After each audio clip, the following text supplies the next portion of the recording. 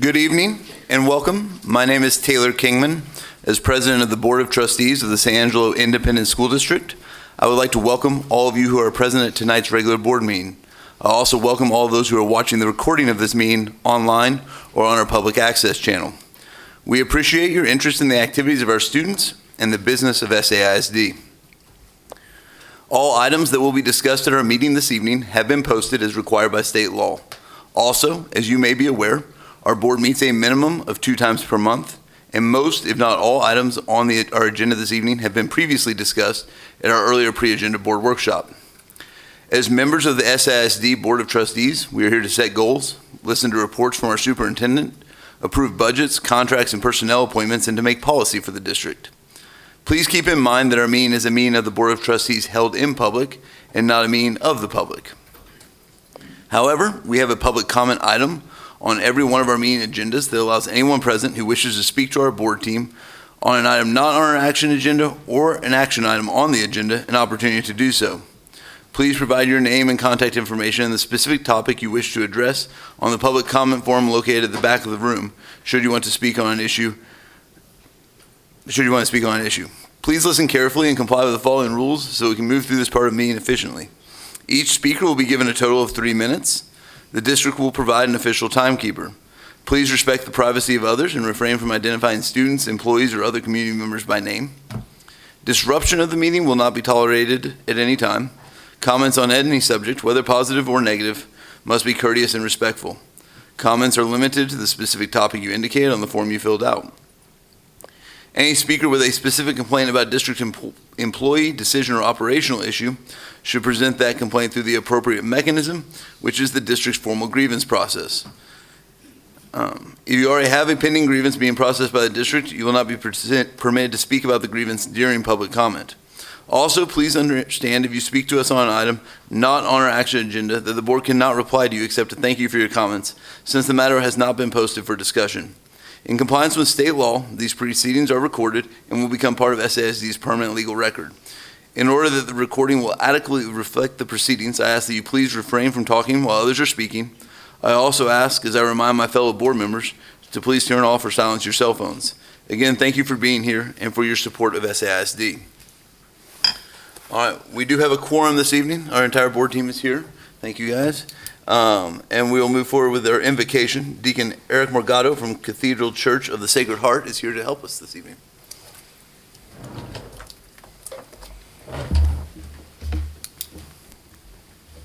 Good evening. In the name of the Father, and the Son, and the Holy Spirit. Heavenly Father, as we gather for this school board meeting, we seek your wisdom and guidance. You promise us wisdom to those who ask. So we humbly ask for insight in all decisions. Just as you guided Moses through challenges, lead us in making choices that benefit our students, teachers, and the community. Grant us unity or propose an open hearts to understand one another. We invoke your presence to bring a spirit of cooperation and empathy to all these questions.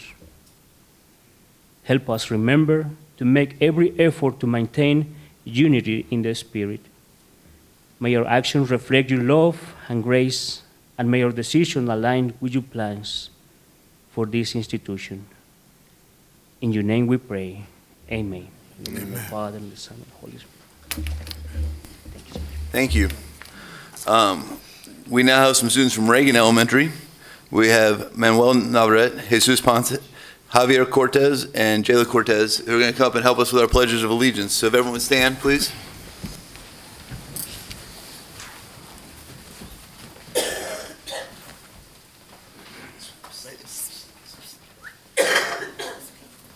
Ready? I pledge allegiance. Allegiance of the United States of America and to the republic for which it stands, one nation, under God, indivisible, with liberty and justice for all. Under the Texas flag, I pledge allegiance to thee, Texas, one state, under God, one and indivisible, yell real quick. We'll get a picture real quick.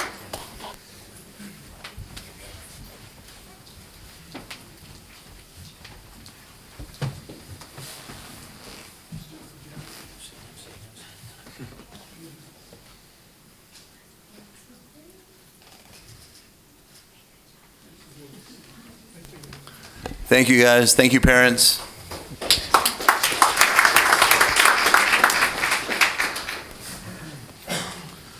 All right, we are going to move forward with our agenda, and next on our agenda is recognitions, and Soon is going to help us with recognitions of DESK, the nonprofit organization. Yes, sir. Good evening, Dr. Kingman, Dr. Moran, and distinguished members of the board. Tonight, we have a very honorable recognition of a group that has been blessing and supporting our San Angelo ISD students, families, and schools for more than 2 decades. Our friends at DESK, which many of you know is short for Donate Educational Supplies for Kids, they are here with us tonight. To provide a little background for those unfamiliar with DESK, well, they started in 2004. DESK founder and board president Eric Wilson identified an unmet need in our community and set his focus, determination, and generous spirit on finding a solution. That solution was the formation of a board of concerned Concho Valley community members who set out to raise funds for SAISD students in need of school supplies. Since 2004, DESK has raised more than $1 million and brought countless smiles to our students, ultimately helping them to succeed in the classroom and beyond. These incredible supporters of public education with us tonight, and some who couldn't make it this evening, dedicate their time, energy, and talents year-round to raise funds for our SAISD students who are in need of school supplies. This year, DESK has generously given our students school supply money in a total amount of $72,028.36. And that's more than $70,000 that is allocated and then distributed out to all of our campuses. And this helps individual children have the supplies that they need to feel confident and be on the path to succeed. We are honored to recognize and have with us here tonight some of the DESK board members. When we call your name, please come forward, and Dr. Moran will present you with your certificate. We would like for you to stay for a group photo as well. DESK President Eric Wilson with McDonald's, DESK Vice President Vicki Loso with First Community Federal Credit Union, DESK Secretary Diane Wilson with McDonald's, DESK Treasurer Jacqueline Ochoa with Armstrong Bacchus, and DESK Board Member Ken Grimm with KLST. Thank you for helping San Angelo ISD students receive the supplies they need and joining the district in supporting their hopes and dreams of the school year and for the past 20 years. Please join me in giving DESK a very appreciative round of applause.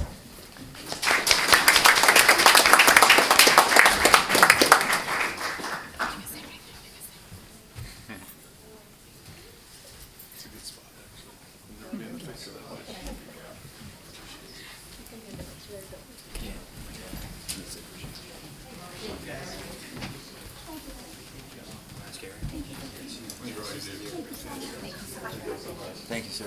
Hey, y'all went over $1 million this year, right? That's awesome. Thank you. Hey, I didn't even make you do the prayer this year. Remember? Thank you.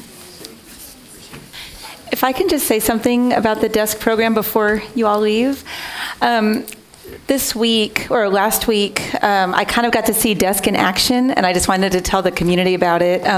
A person from our community called me and didn't realize that, I don't think he realized that I was on the board, but he was telling me about how he was so upset because he couldn't get his child's school supplies. And so I said, well, let me make a phone call and see what I can do. And I called the principal and told the principal what was going on, and the principal said, I can have those school supplies thanks to DESK in the child's classroom tomorrow morning. And so I know that you all know that you make a difference in the lives of our families, but I just wanted to give you a firsthand account. Thank you so much for all you do.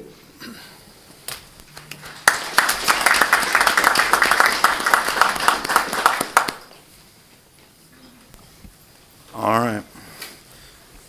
Thank you all. All right, we're going to move forward. We have our minutes from our August 5th, 2024 pre-agenda workshop and our August 19th, 2024 regular board meeting. Do I have any board comment on the minutes? Do I have a motion to approve the minutes? Move for approval. I have a motion from Mr. Dindle. Do I have a second? A second. I have a motion from Mr. Dindle and a second from Mrs. Arroyo.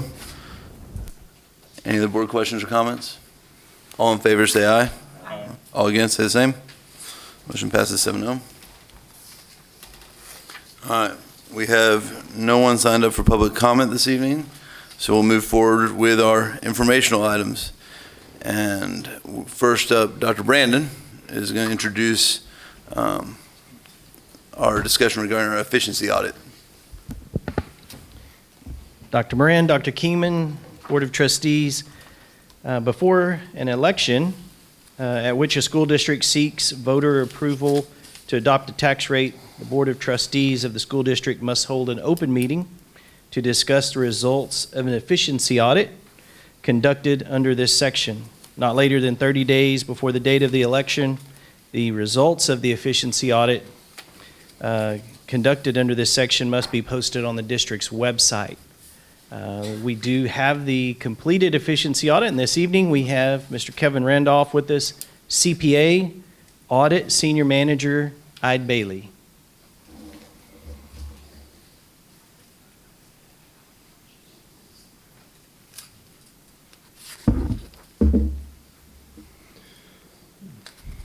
Good evening, I'm Kevin Randolph with Ide Bailey. My firm conducted the efficiency audit for the district. This does cover the period of August 31st, 2023. I'm here to briefly go over the results of that audit, and then I'll be glad to entertain any questions. Before I get started, I would like to thank Dr. Brandon and Jaime Guerrero for their assistance. They answered our questions and got us what we needed and allowed us to get this conducted timely.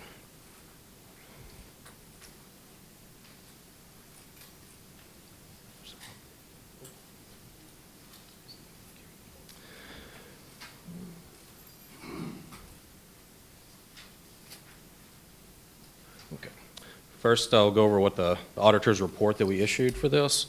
An efficiency audit is conducted under rules that are prescribed by the State of Texas Legislative Budget Board. The procedures we form do not constitute an audit or a review or a compilation of the district's financial statement audits, nor an examination. Accordingly, we do not express an opinion or any other form of assurance. Executive summary, section 1. As I said, the audit was conducted under rules as prescribed by the State of Texas Legislative Budget Board. The district is proposing an M&O tax rate that exceeds its voter-approved tax rate. House Bill 3 requires the board to conduct an efficiency audit before seeking voter approval.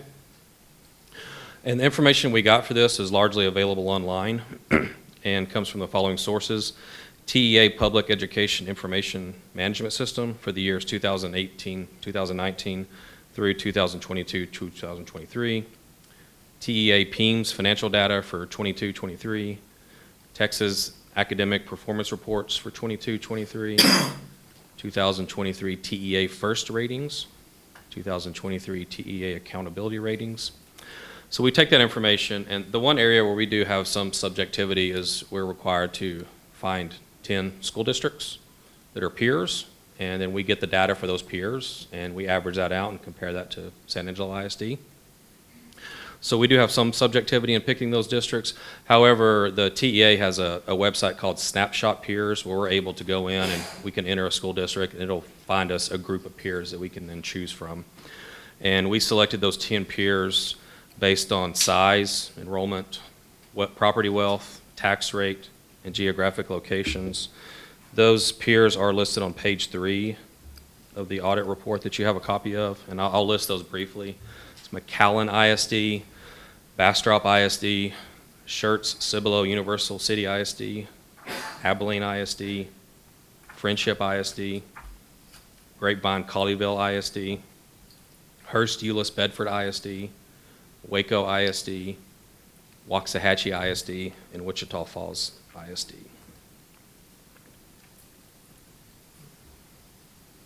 I have a summary of the results. The 2023-2024 M&O tax rate for the district of 0.6949 was less than the peer group average of 0.7232.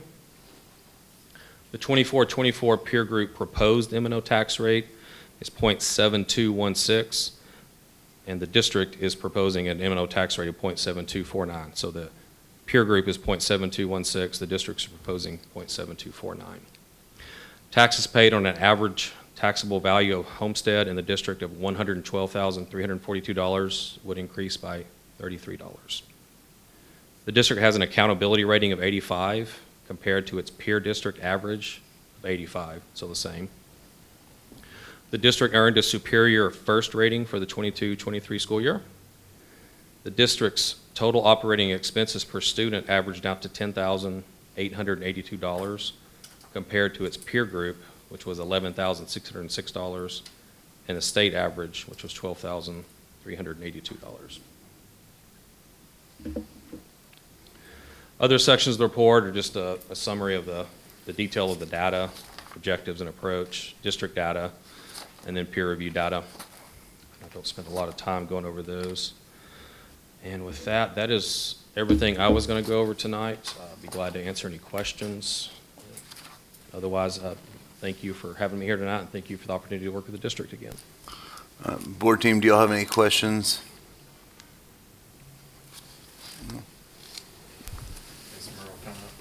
Dr. Brandon, you want to go over it a little bit more in detail, or you want questions addressed to them or him, or tag team? Tag team that. Yeah.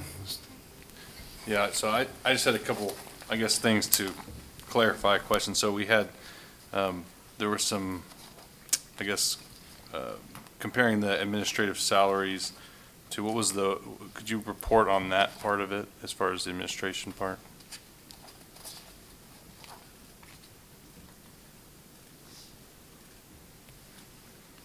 So there was, the administrative salaries were approximately, for San Angelo ISD, are approximately 6.5% less than both the state and our peer group. And then I also saw that it was 0.6% less than like our overall budget compared to other districts. Is that correct as well? That's true. In the graph, in the chart, it shows that the administrative salaries are lower on both sets again, as far as the overall percent of budget. And then as it pertains to the VR, how do you say it, VA? Yeah, VADER. We're trying to improve the instructional pay, which was also about 1% lower. I think it was 1% lower, but it was lower than the peer district average. Is that correct as well? And that was on which part? For the instructional pay on page 32, it had percentage of the total district. We're paying 54.2% to instruction versus average peer district was 55.6%. And I think, just to make a comment about that, I think we're trying to improve that with the VADER to get that closer to what other peer districts are paying. Which page was that on? That was on 15 of your report, 32 of our Okay. agenda. I apologize.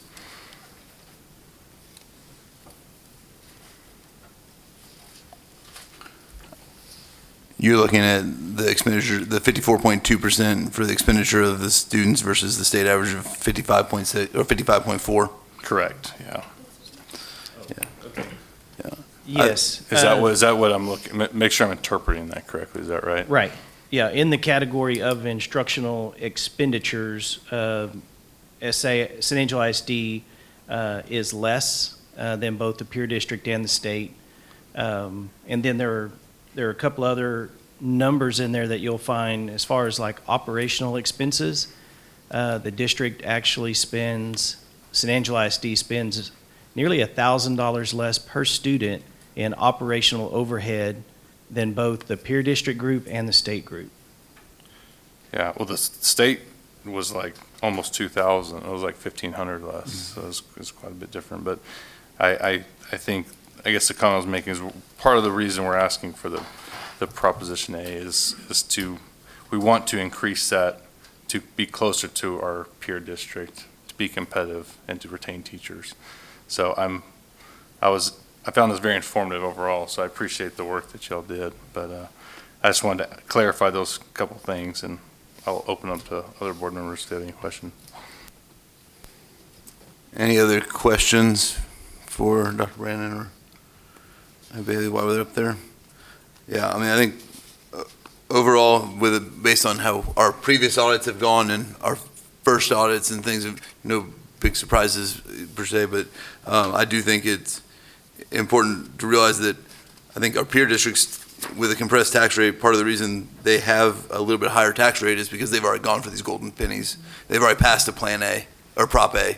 And so that is where those extra dollars are coming from. So, all right, if nothing else, we can move forward. And we're going to keep Dr. Brandon up there for discussing our Facility Advisory Committee planning. Mr. President, I'll take it. So this evening, we've got Representative from Advantage. Ronna Johnson is with us. And Ronna, did you see Alma? Okay, we can come back, Mr. President, if that's all right, we can. How we go back to, let's start on an update on San Jacinto. Yeah. Can we skip to there? We can do that, sure. And we'll come back to, because both of those next two are including them, correct? That's right. Okay.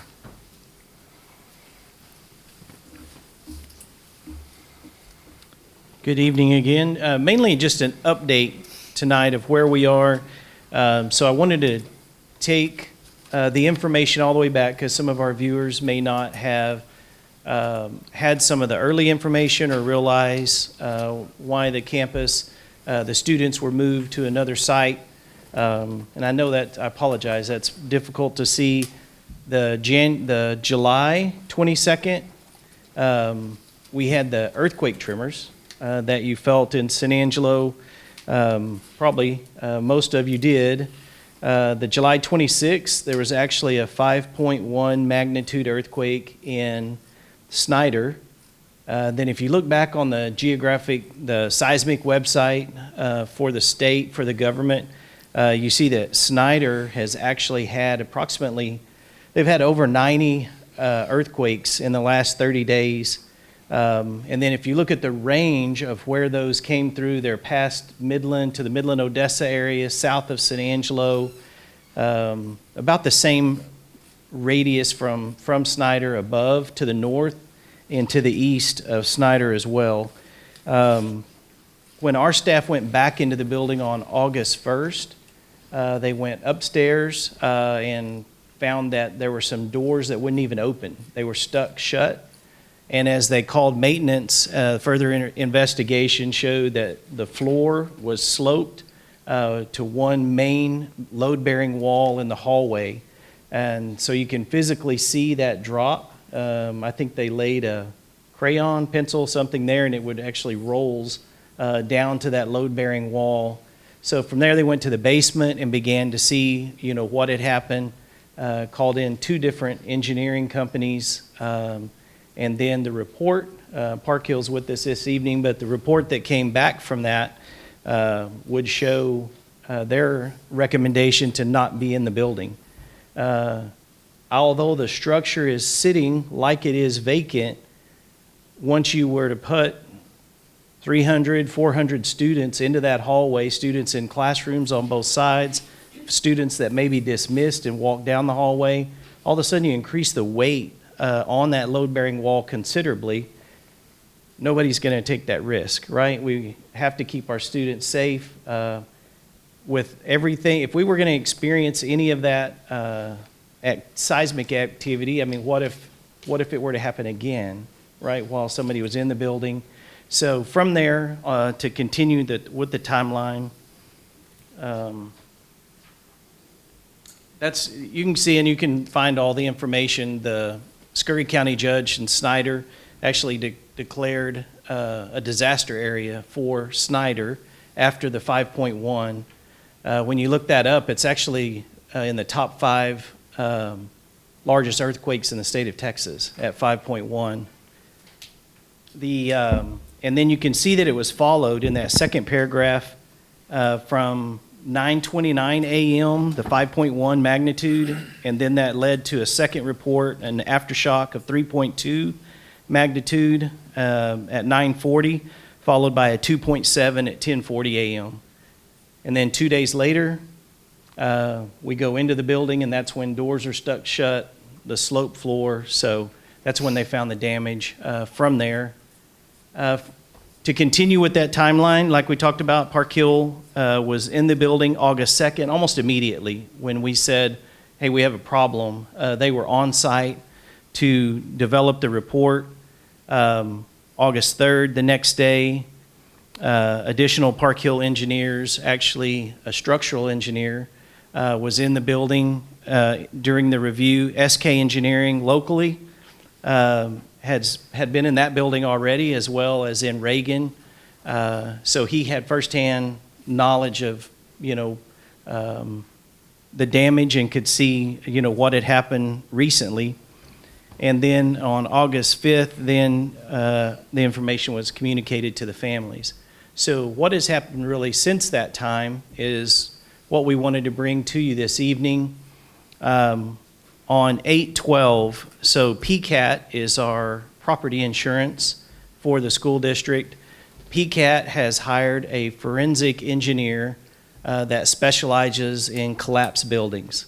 So that engineer, most of the work that their firm does is in structural engineering and buildings that have collapsed. So they've been in the building, they're developing the report.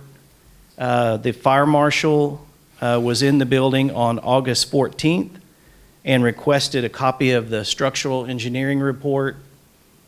On August 14th, the fire marshal's office directed Mr. Kennedy to not allow anyone in the building. Mr. Kennedy is the only one allowed in, and then if anything has to happen in the building, we still have, of course, other things running in the building, but they have to be with him to go in.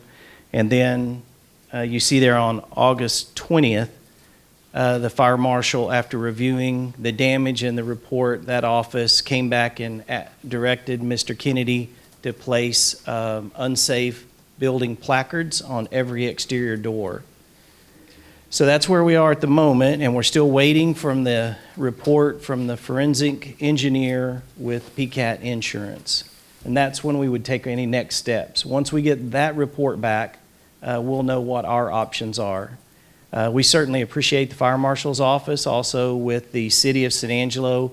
We've been in close contact with them throughout the process, and they certainly have given us the leadway to provide them the reports as needed, that information, and so we do appreciate that relationship. Any questions from the board? Will we get a copy of that PCAT report? Yes. We will get. Yeah, you can get a copy. Yeah. Okay. We can provide that to the board. I talked to PCAT today, and they said they hope to have that report by the end of this week. Okay, thank you. All right, thank you. I just want to again reiterate our families, teachers who have all moved over to a different campus in order to make the start of the school year happen. Obviously, there's a lot going on here. I appreciate the administrative team, everything everyone did to get them into school that following Monday. But obviously, our teachers, principal, and parents and kids on those campuses are the ones that really rose to the occasion to make the school start where it needed to on the Monday at San Jacinto at Reagan. So anyway, so just want to reiterate that and thank them for that. Any other board comments or questions? Okay, it looks like we're going to go back to our Facility Advisory Committee planning. Thank you, Mr. President. We have a guest with us tonight, Alma Moeller. Alma, thank you for being here. And Alma is going to be a facilitator to help lead a Facility Advisory Committee that will review facility information presented by a variety of presenters, from architects to employees in the district, to provide our citizen committee the information they need to help coordinate their efforts and then bring to the board a report back in December. So Alma's going to talk to the board about the process and the things that will be happening over the course of the next 3 months. Good evening. Thank you, Dr. Moran. Thank you, Board of Trustees. What a pleasure to be here. Yeah, I'm here to talk about our Facilities Advisory Committee that currently is being assembled, and this process is very exciting for your community. It's based on Sam Kaner's work, the participatory decision-making process, and what that means is the more people that are involved in making a decision, the more buy-in and more sustainable the decision will be. This is based on an at-large group of community members who will be coming together to do work to propose to you a recommendation after hearing presentations and studying the needs of the district. This community group will have a decision-making process that I'll explain to you. I wanted to familiarize you with a charter that our committee will be working under. Their charge is to study the issue, to come together, to have discussions, and to make a recommendation to you, the Board of Trustees, who ultimately will be the decision makers. This is what the decision-making process looks like. A lot of times, if you'll see on the left-hand side, business as usual is we bring people together and we try to make a quick decision. And what years and years of research has shown us is those decisions are not sustainable because people really haven't had time to discuss the various perspectives and needs and get understanding around what they are trying to decide. So instead of having that linear, quick decision, what we do is we allow people to start to diverge, right? Ask questions, bring up concerns, get more understanding. So it's gonna take longer. This process takes a little bit longer, which is why we schedule 7 meetings to do it in. These community members will be hearing presentations, they will be doing a facilities visit, they will be able to ask some questions and get some deeper understanding, and they'll be working with some table groups. At each table will be a facilitator. Now, my role in all of this is to manage a process that I know works. I am here as a process advocate to help strengthen the work of the group and guide them. But the decision ultimately will be your stakeholders. As they begin to get through the process, we have something called the groan zone. And a lot of people think when the different opinions start coming up and the questions start being asked, they sometimes think, is something wrong with our group? Are we a little bit dysfunctional?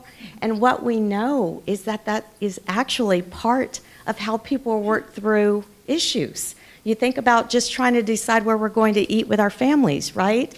We get different opinions, and eventually what happens as people begin to develop shared understanding, starting to see things from other people's points of view, they begin to coalesce and come together around some shared understanding. And it's really a beautiful thing. Michelle and I have both experienced this process with other communities. It's just something very powerful when you see people come together and make these decisions. And what you end up having is what we call a sustainable decision. It's something that people are willing to stand by and fight for. And that's what we want. We want something that is completely agreed upon by this stakeholder group. We also have something called a gradients of agreement. This is also part of Sam Kaner's work. And what it is, it's the way for people to voice their amount of agreement to a decision. A lot of times we think in yes, no's, either ors, winners and losers, when in fact, a lot of decisions can become win-wins, right? Maybe I'm not all the way wholehearted for this, but you know what? There are gradients. I might be somewhere in the middle where I can support it, or I don't like it, but I can live with it. And all across the gradient until you get to the very end is an absolute veto. And so it allows people at the table to be able, during the process, to talk about where they are. Hey, where are you on this issue? How, I'm kind of on number 3. And so it just gives them another tool to be able to have a way to discuss with one another how they're feeling around different issues. The ultimate decision-making process will be one where obviously consensus is lovely. We would love for every single person in the room to be 100% behind whatever the recommendation is that is coming to you. That doesn't always happen. A sustainable decision is one in which at a very minimum you have a supermajority, which is 66% of your stakeholder group. We're aiming for higher. We know that even half is not enough to bring forward. So we are going to be working for at least a supermajority, hopefully higher. We also are going to be using some task cycles. So each of our meetings are timed out to give the participants time to hear presentations, have discussions at their table, and have some of their questions addressed. This is an example. All of those task cycles will be made available to you. You are welcome to come and watch the process, especially when we get to the deliberation process. It's just really interesting and so fun to watch your community members come together and start to champion some of the things they want to see happen in your district. The other thing that they will start to realize is you are asking them to be part of something that is going to perhaps way outlive them. It's going to impact future generations and possibly transform your entire community. So thank you for trusting your community members in this process. The easy way to do this would have been, let's just throw something out there and see if people like it. But you're taking a longer process, but a more sustainable process to get that buy-in and understanding from your stakeholders. Any questions? Any board comments or questions, Dr. Moran, anything? I have a comment. This is a reminder to the board that we have 3 seats available for the board in a gallery at each meeting. This is not a meeting that's open to the public. It's a closed meeting for those community members that are a part of this. So board members, we want to make sure that we don't have a quorum, obviously, because it's not a posted meeting. So Ms. Ramirez will be your point of contact. If you're interested in attending, we want you to come. We just have to coordinate so that we have at most 3 board members at a time. And we'll be getting a schedule on when they'll be having them. I've laid a schedule on your desk. Yeah, you've got it. And it's a draft because we're not quite, there's still refinement about which presentations are going to be happening and at which sites, but you should see that at your board desk. Feel free to review it and then let me know if you have any questions. Just to clarify, y'all do want us there, or y'all don't want us there? You do? The invitation is wide open. Okay. There's no resistance to a board member being there. Okay. We just want to make sure that, obviously, we coordinate who's there and when, so that, again, we don't have more than 3. But we'd love to have you there. The more involved and more educated you all are, the better off we will all be. Absolutely, and it validates the work of the committee.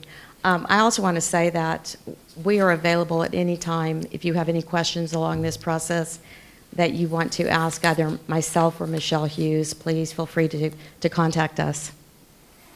And if you want to send those questions, Mr. President and Board, just send those to Alicia Singleton, and we'll be sure to direct those to the right individual.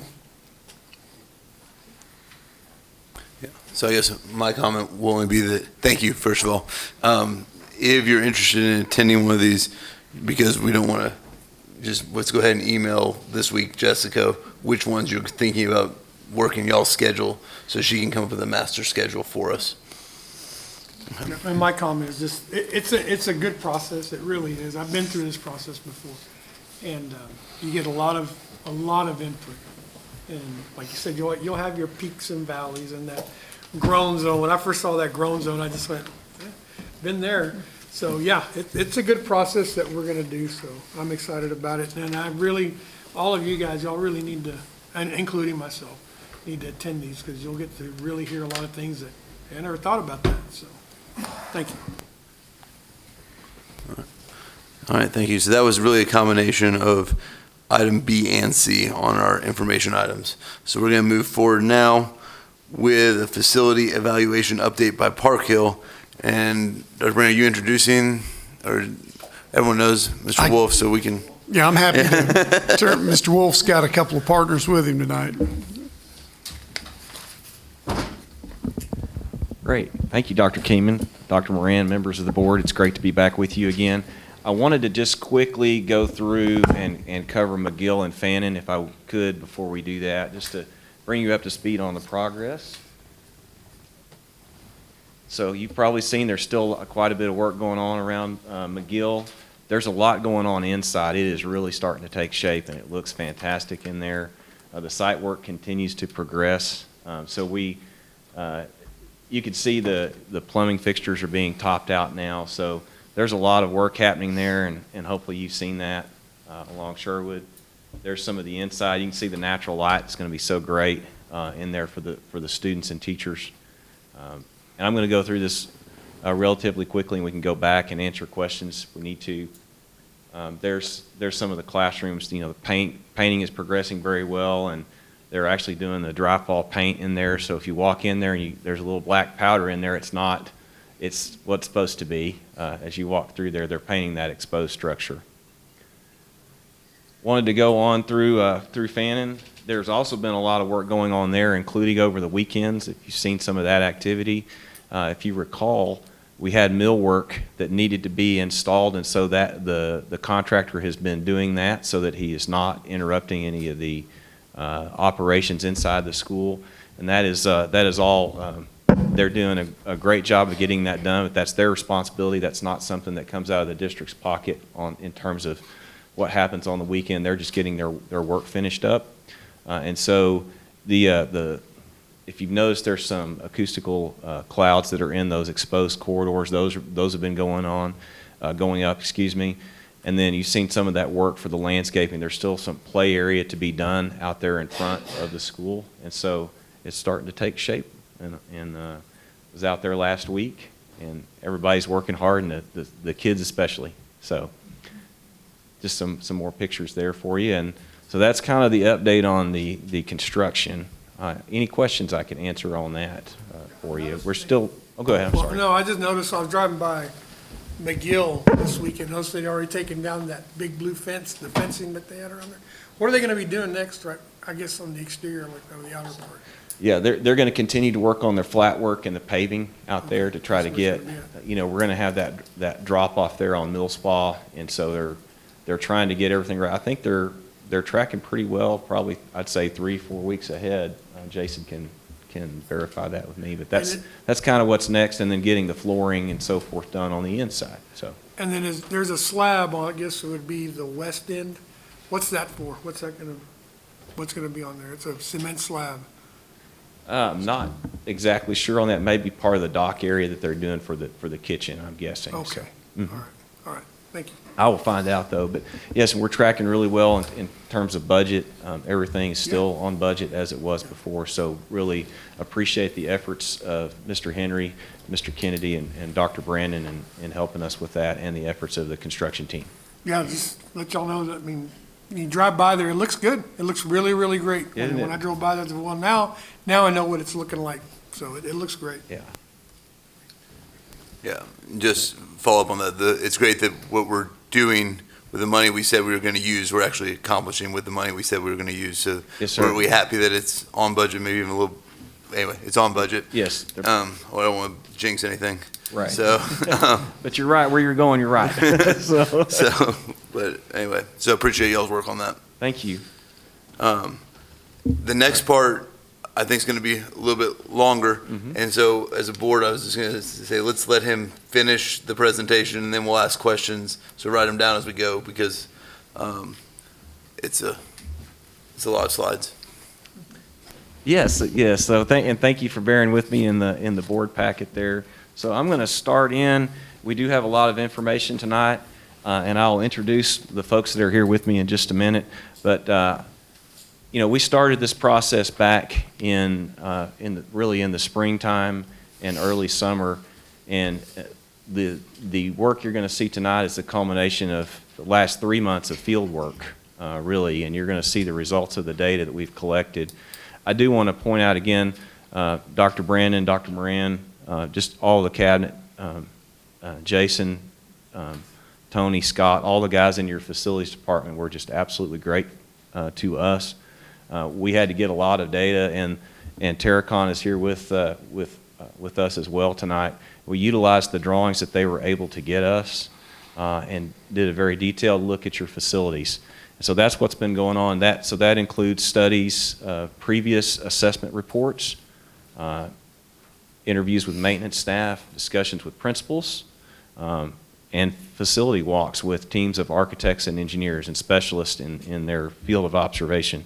So that's what we're going to talk about tonight.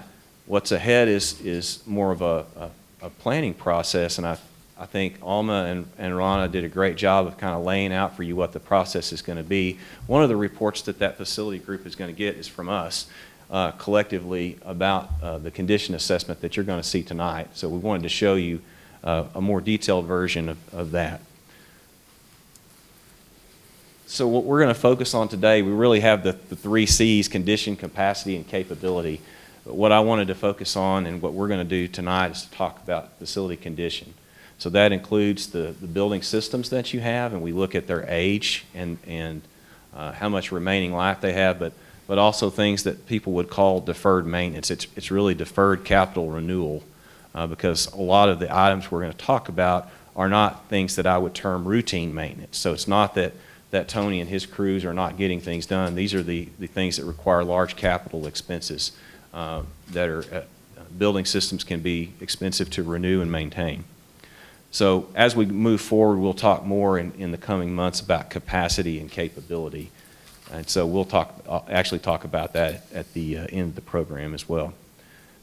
I wanted to just go back, and before we get started into our pieces, just visit just a little bit about, and these are the things that we have gleaned from the 2008 bond cycle, and this was the work that was done. So there was some significant new construction done. Several of the elementary campuses got some new construction and some renovations as well. So you can see those listed here on the screen. There were also renovation. There's new construction at Central High School. There was renovations at Lakeview and Central, and there was work throughout the district. So things like fire alarm systems, ADA improvements, and things like that were also done during the 2008 bond cycle. As we talk tonight, we're going to talk about system life cycles and things like that. It's going to be important kind of to remember 2008 to 2024 is 16 years now. And so there's some of the building systems that were renewed or replaced in 2008, and that as part of that cycle, some of those systems are going to be expiring soon.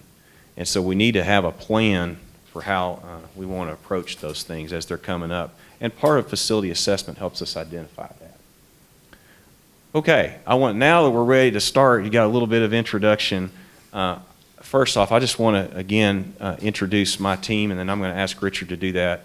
So Park Hill is a 70-year-old company, and we specialize. One of the largest group in Park Hill is our K-12 school group. So Robert Rollo is one of my other business partners here, one of the owners of Park Hill.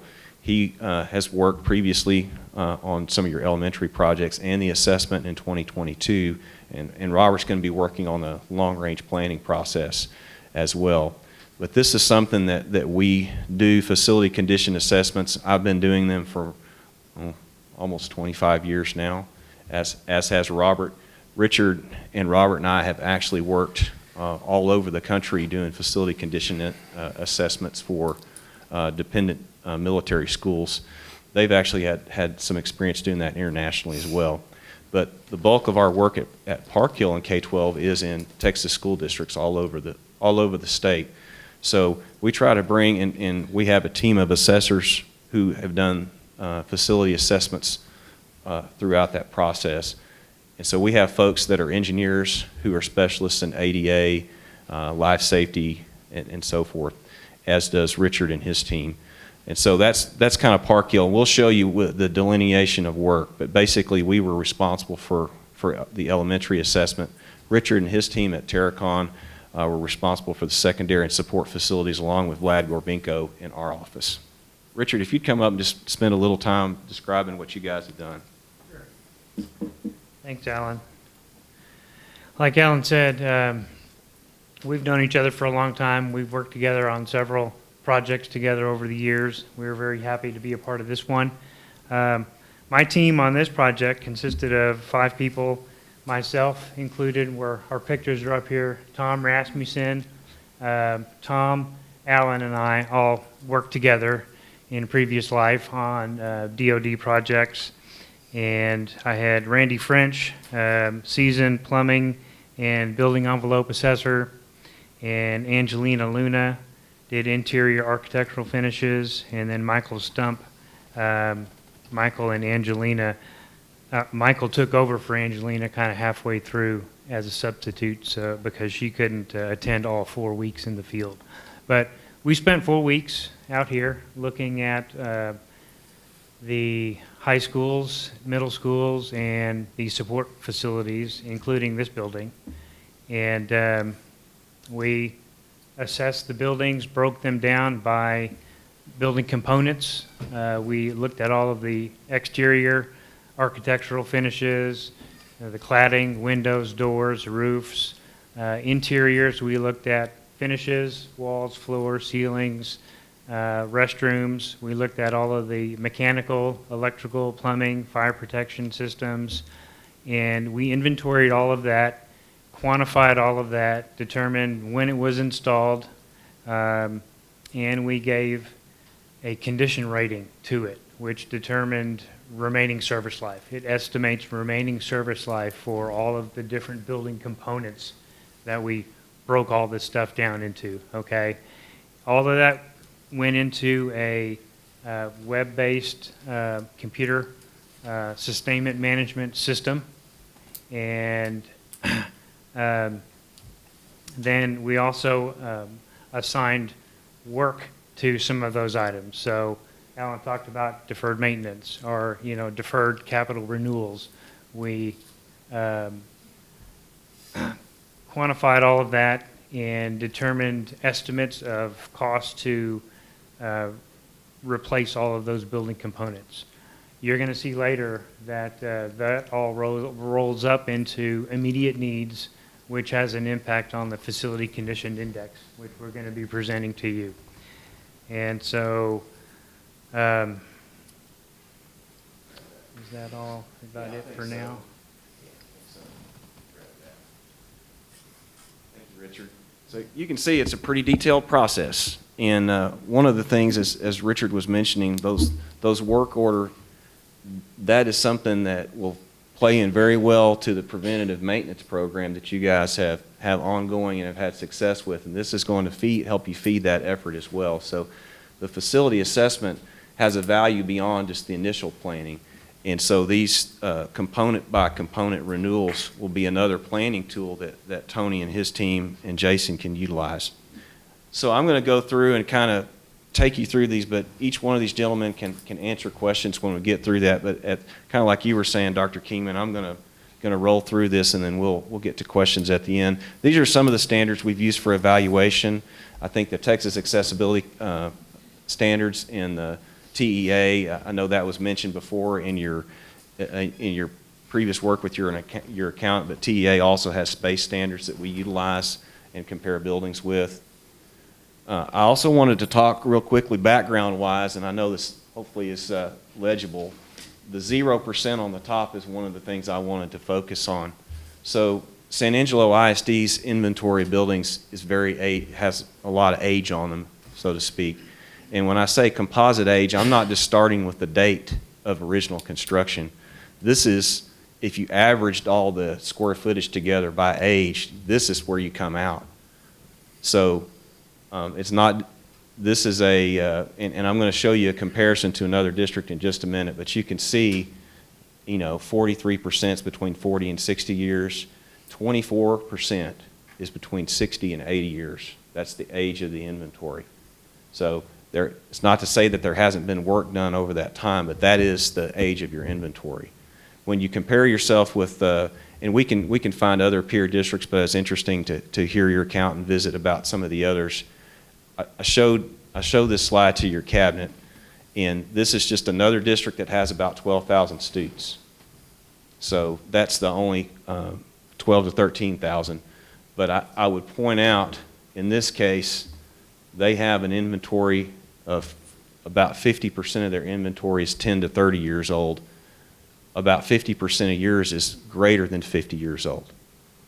So when we start talking about system renewals, next slide, you'll understand as you get older in a building, things like underground plumbing or underfloor plumbing age. And that's when you have, there's the things that wear out in 20 years, and I'll go on to that slide. When you have finished items like carpeting or air conditioning, those are 15 or 20 year life cycle elements. When you get into plumbing, electrical, and exteriors, those things, the older the building you have, the more of those kind of things that pop up that need to be renewed, in addition to this stuff that's always rotating on you every 20 years, so to speak. So that's why the age of the inventory makes a little bit of difference. So what we wanted to talk about tonight with that backdrop, and I'm going to cycle through, I think you guys have seen this in your board packet, are the campuses. So we did, as I was mentioning, Richard and his group did detailed assessments. So this is not just at a building system level, this is at a component level, where they're looking at things all the way to the type of roof covering. They're looking at ductwork, they're looking at controls, they're looking at the fire alarm system. And so they did this at all of your secondary facilities. And we had done an assessment back in 2022 that covered the elementary campuses, but we did not work on these. And so we wanted to do a deeper dive onto that. And also your support facilities. So that includes the food service, maintenance, and warehousing, and also the Sam Houston in addition to this campus. So these are the ones these are the campuses that Park Hill was responsible for, and basically what we were doing was updating what we had,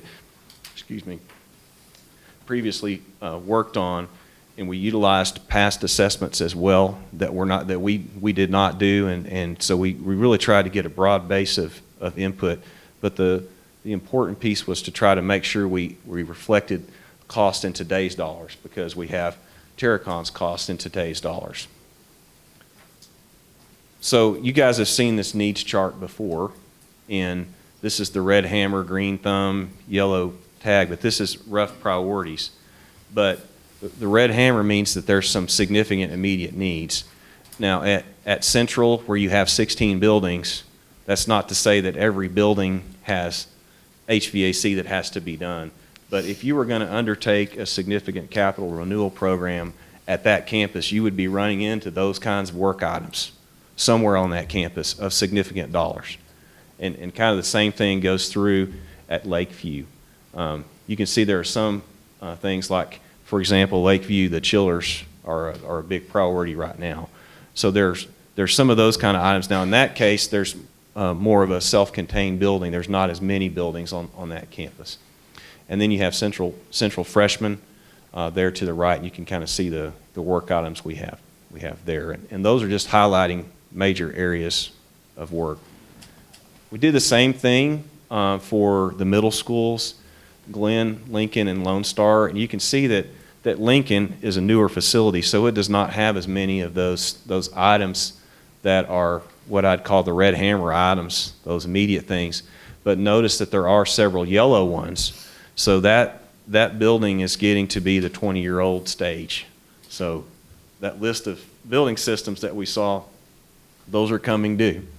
And so you've got that we would call a building for sustainment. And then you have some of the other, if you look at Glenn, we're going to actually go into more detail on 3 of the facilities to try to take you through how we saw it and how we evaluate those.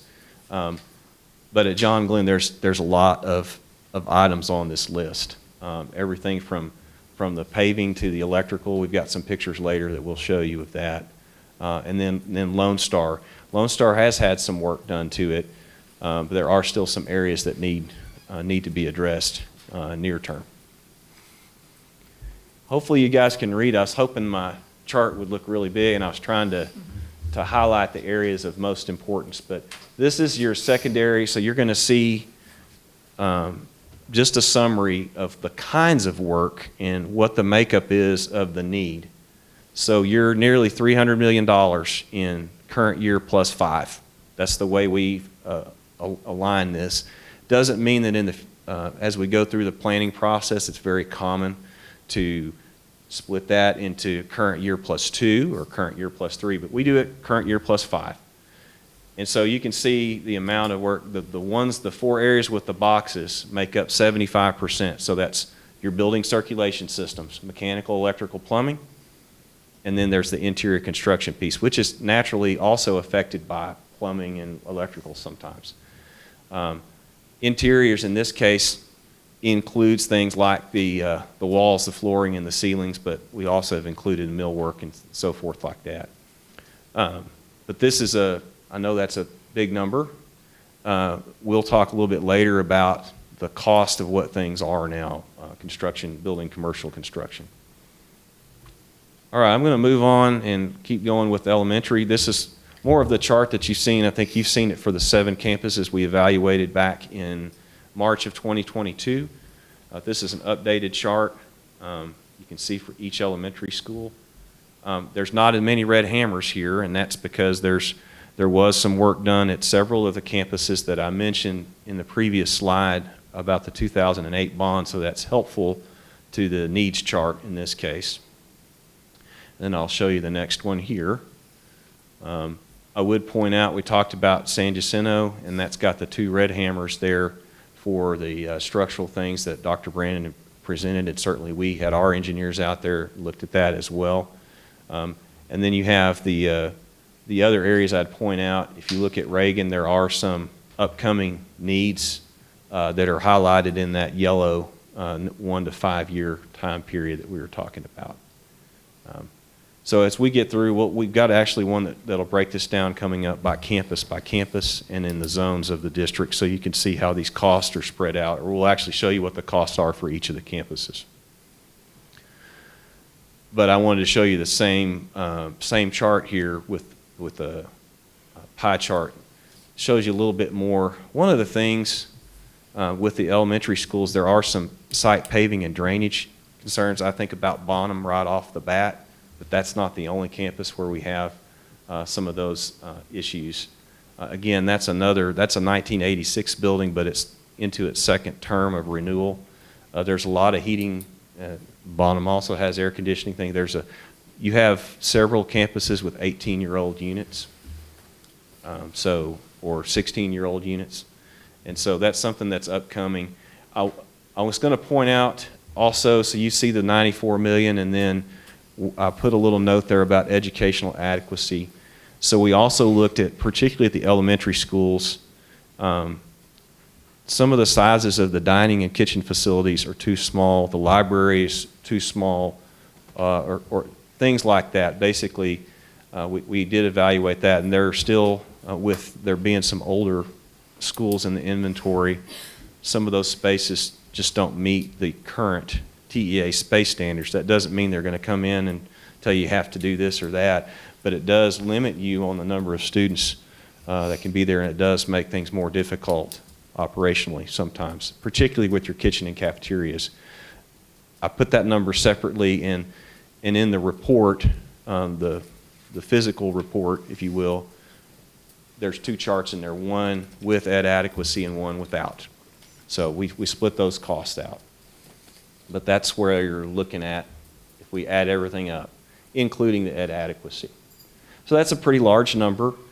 And I'm going to get into how that's split out campus by campus in just a second. But that is significant need, but it's indicative of the age of the facilities and the need for capital renewal and reinvestment. Okay, I wanted to keep going here, and let's talk about the needs. Excuse me, I need to get closer. Let's talk about the needs, and we're kind of going to go north, middle, and south through the district. And I'm just going to highlight the campuses and their needs current year, and then the next 5, which will be enumerated by the 2029. So here on the north side with Lakeview, this is their 2024 current year need. That's all of the building systems wrapped up. That includes things like the chillers that we were mentioning earlier. So you can see 26.6 million for that campus and needs, and then 29.9 as we move forward over the next 5 years. So that's a 6-year total window we're talking about. Similar at Lincoln. So I'll let y'all look at that. Not as much at Lincoln because it is a newer facility. So you can see how its age of the facility does make a difference here. And then here are the elementaries that are part of that zone. You can see now Goliad had new construction, about half new construction. Bradford did, Holloman did, and then they also received some significant interior renovation. So you can see the elementaries in the feeder have less needs. The exception to that would be Fannin, and we've talked about that as part of your previous master plan about the needs at the existing in the basically the 1960s area of the building. So now we're going to kind of move through Central. Again, Central has had some work, so its initial number, and we're going to talk a little more about Central in just a minute. But at Central High School, $29.3 million in 2024, $50.6 in 2029. So those are things that there was some work, as I mentioned, done in the 08 bond. Some of those items are not 40 or 50-year life items, and so those have a life cycle.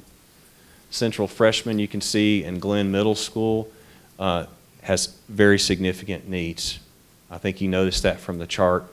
We're going to take you through a case study of Central and Glenn and your support facilities in just a second. And then there's Lone Star. You can see, again, it's got a manageable number in 2024, but when you look ahead at the things that are coming up, we need to look at prioritizing some of those. And then here are the elementaries we talked about. Again, there was work done at Santa Rita during the last bond, but not work done. So at Bonham, as I mentioned, it needs paving and drainage. McGill still has some needs in those existing areas that I know we've talked about before. And then Reagan and San Jacinto both have those needs coming up. There was work done to both of those in that original structure area back in the 08 bond. I'm going to move kind of on the southern side. So here's Bel Air and Bowie. Excuse me, I guess I'm really more east if I'm Bel Air. And then you have Bowie, Crockett, Fort Concho, Glenmore, and Lamar. So you may ask, well, I thought Lamar is one of our newer campuses. Well, Lamar's got original rooftop units. It's got paving that's original in many areas. And so there's, even for your newest school, there are things that we need to stay on top of and reinvest in. And so you can see the needs here. I won't read them all off to you. Now, Crockett is one of those that had work done in, really, I guess it's back in 10 and 2011, but it's part of the 08 bond. And you can see it's got a lower amount of work. It had all the corridors redone, even in the existing area. So that kind of gives you an idea of what, and I'm going to start in and talk a little bit about the facility condition index that Richard mentioned. So now we kind of understand the age of our inventory, we understand the type of need we have, and we've got an idea of what things cost, both in terms of the different building systems and campus by campus. But what do we do with all of that? how do we make sense out of all of that information? One of the things we utilize as asset managers and building condition folks are indexes, key performance indicators, just like you have in your business with the education or the accountant does in their business. We have that in the construction business. And facility condition index is essentially just a ratio of repair to replacement value. And it's got a 1- after that, so it's just an index. But it's all based on the critical thing here, it's current year needs. We've got a second one that factors in age that we're going to talk about. The first one, though, what I wanted to just touch on was the cost of things. And I know we asked this, I know when Mr. Parker was here, he asked about the cost of construction, cost escalation, and things like that, and the impact of it.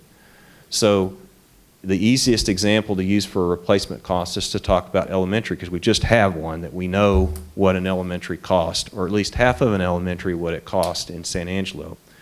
And so that number there reflects, basically the cost of McGill with 7% escalation, and then the soft costs on top of that. So that is, and that's just a percentage, but it's meant to give folks an understanding of what a total cost of a building is, and that's what a facility condition index compares to. So all of the building systems in this calculation add up to that number as well. So you really do get a ratio of renovate to replace. I think the important thing for us to look at tonight is these bands of color, if you will, because they're going to trigger, these are industry accepted ranges for what we would call a condition rating: good, fair, poor, or critical. And critical is the red. So I'm going to show you the chart, and from a current year standpoint, there is quite a bit of green, particularly in your elementary categories. And you can see, and I'm going to point out to you the campuses though, and I'm sorry for the smallness of the text, but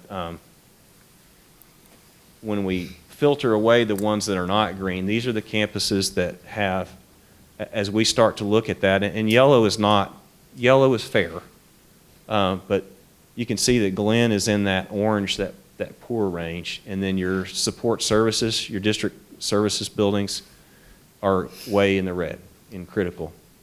And I didn't point this out on the age graphic, but the average age of the facilities, if you put all of the facilities for your support services buildings together, it's plus 70 years.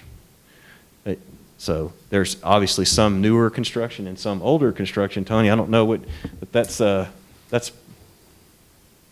getting the use out of them. So that's the first measurement. So that kind of tells you these are the ones I need to be watching. Okay, that's based on what we know today. That's the stuff that needs to be replaced today. There's another one that we talk about, and Richard's going to help me describe this, and this is one that's, you might ask yourself, what about the age of the buildings, or what about the age of components? And so there's actually another metric that we utilize called a building condition index. And it basically can be done when we do a detailed assessment. So we did more of an update of an assessment for elementaries, but for the secondary facilities and support buildings, we did a detailed study. And so they actually inventoried all the components of the building. When you add up each of those components and its service life, it's basically an indication of how much spent are those systems in your building. So this is kind of the precursor, and Richard, you had a much better description for it of what's coming. So I'm going to let you do that and then talk about the calculation, and we'll come back. Yeah, the building condition index is, as you know, another key performance indicator, and it's another way to look at your facilities and what needs they might have in the near future, either currently or in the near future. And it's based on looking at remaining service life of individual building components, and they're weighted based on their contribution to the total cost of the building. Okay, so you know, if you have lighting, for example, that you know, might have a 15-year lifespan to it, and say it's 12 years old now, and it doesn't really have any current needs. Well, from a facility condition index standpoint, it's going to show up as green because it's not asking for any money yet. It's just routine maintenance.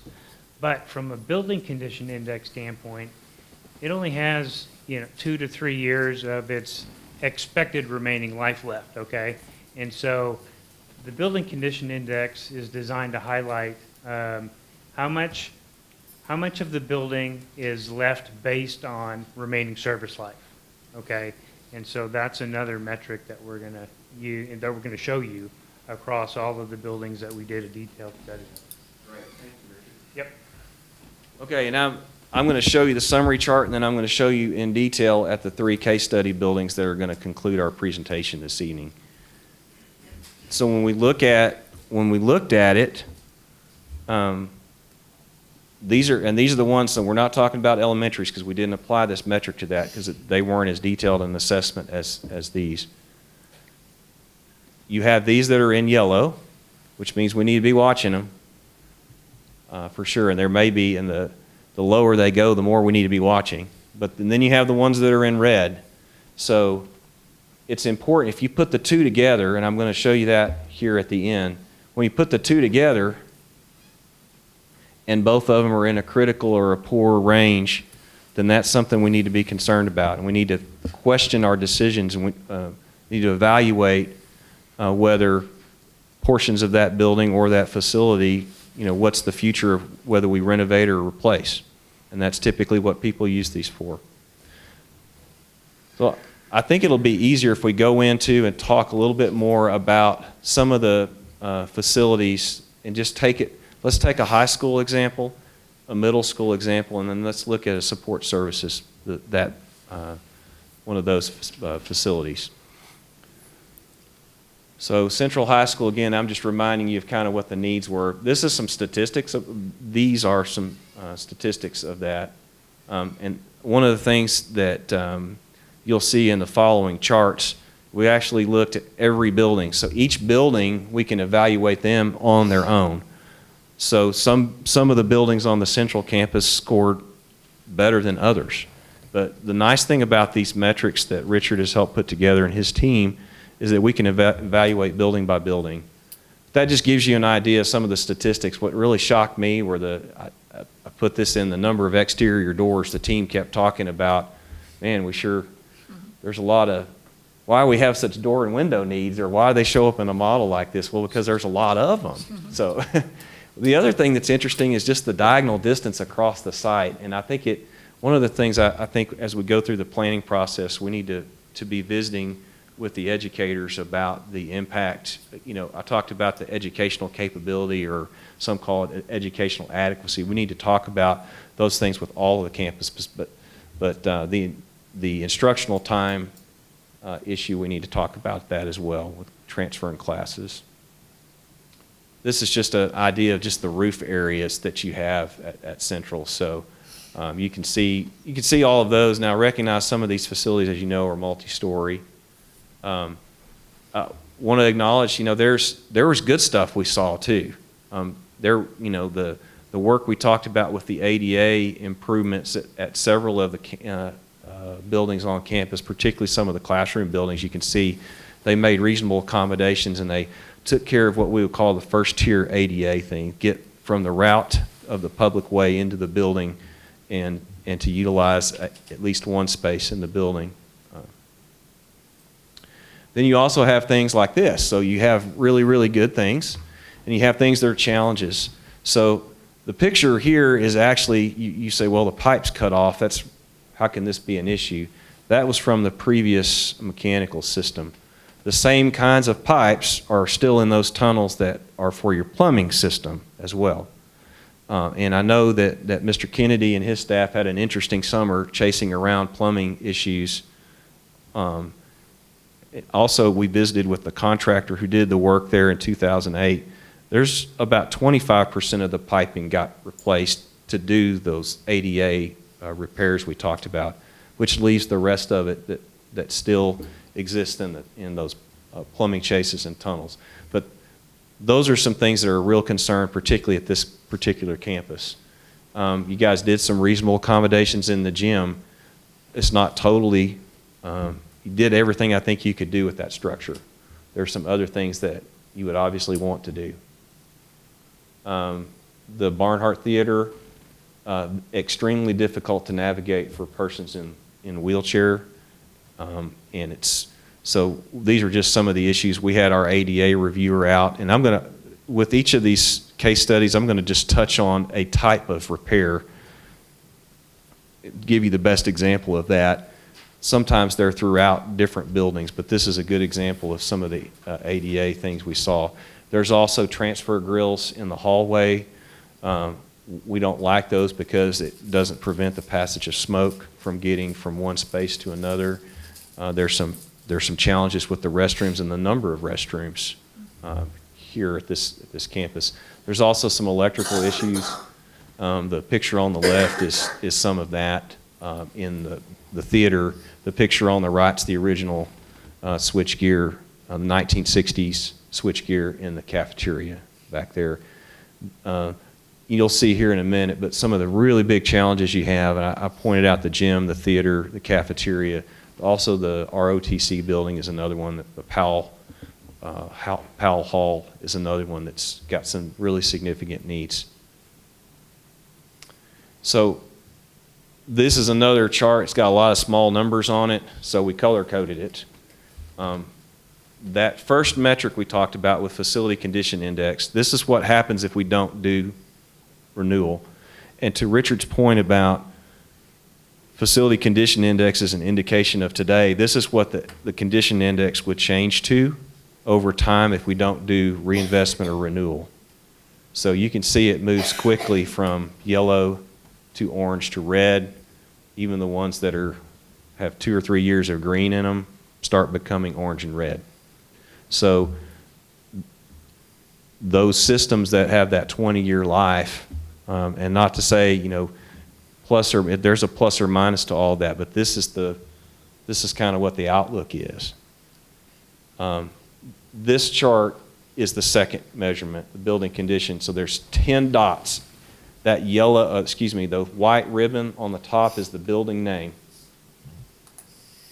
Each dot, if you start right under that white ribbon for the building name, that's the 2024 Building Condition Index. Each year for the next 10 years shows you what would happen if we don't start reinvesting in those or doing significant capital renewal. So as those dots move, in most of these cases, you're in the low yellows and you're moving to the red. So that becomes a critical area. The reason we show this is that, first off, when you do a major capital renewal program or you do a bond, you're looking at an investment over a number of years. So you need to know what's coming. And so this is why this chart's very useful. As Richard was talking about, if I have a rooftop unit, it has a 20-year life. If I'm on year 18, I'm 90% spent, roughly. So I don't want to make decisions just on today and this year. I want to be thinking ahead. I better hold some money back or plan to replace that as part of my construction program. I'm going to keep going and go to Glenn, and this is the last two that I'm going to get through. So this is Glenn. This is the same number that was on the other slide over here on the left for the 2024 and the 2029 needs. Built in 1967. It has had a small addition that we call Building W. It's either W or E. Also, it has multiple buildings. This is the campus that has the round, kind of the round layout. I know you have some that are hexagons, and then you have a round layout, and the gyms are round in here as well. I'm sure many of you know much better than I do. There are some electrical needs and conditions that we need to examine. So it's got exterior switchgear, which that in and of itself is not an issue. The age of the panels, the branch panels and distribution panels in the building are an issue that we need to address. That particular mechanical room, there's also roof damage, structural damage in that roof area, but it's just a maintenance mechanical area. it has, depending on what part of the building you're in, it has some worn out carpeting. You can't really see the wrinkles and tears in that, but it's frayed. And then you have the issues with the locker rooms not being ADA compliant and needing, that's got plumbing issues as well. And then that's just a picture of the round gym in there. So accessibility is another issue, particularly when you have to get from the lower level. This is a picture of the, you have the corridor has been, recently painted by the district staff. Looks really nice in there. And you got other areas that are just worn out because the kids use them. We want them to, right? And so there's lots of great activity that's happening in those rooms. This is some of the site work outside. So you have paving issues and you have that big, tall, I really think we need to address that as well. And there is a lot of movement in and around the site because those buildings are not connected. So that is an area where students travel. So this is what happens. Same chart from before. I'm going to show you the same two charts. So you can see in this case there's not much green at this campus. There's a lot of red. And so again, this is 1967 and there's a lot of that infrastructure, particularly the building circulation systems. I mean, it has had some ADA and fire protection things done, but this is what the physical systems are telling us. And then here's your building condition index. I'm sorry for the eye squinting, but the graphical part of this helps me.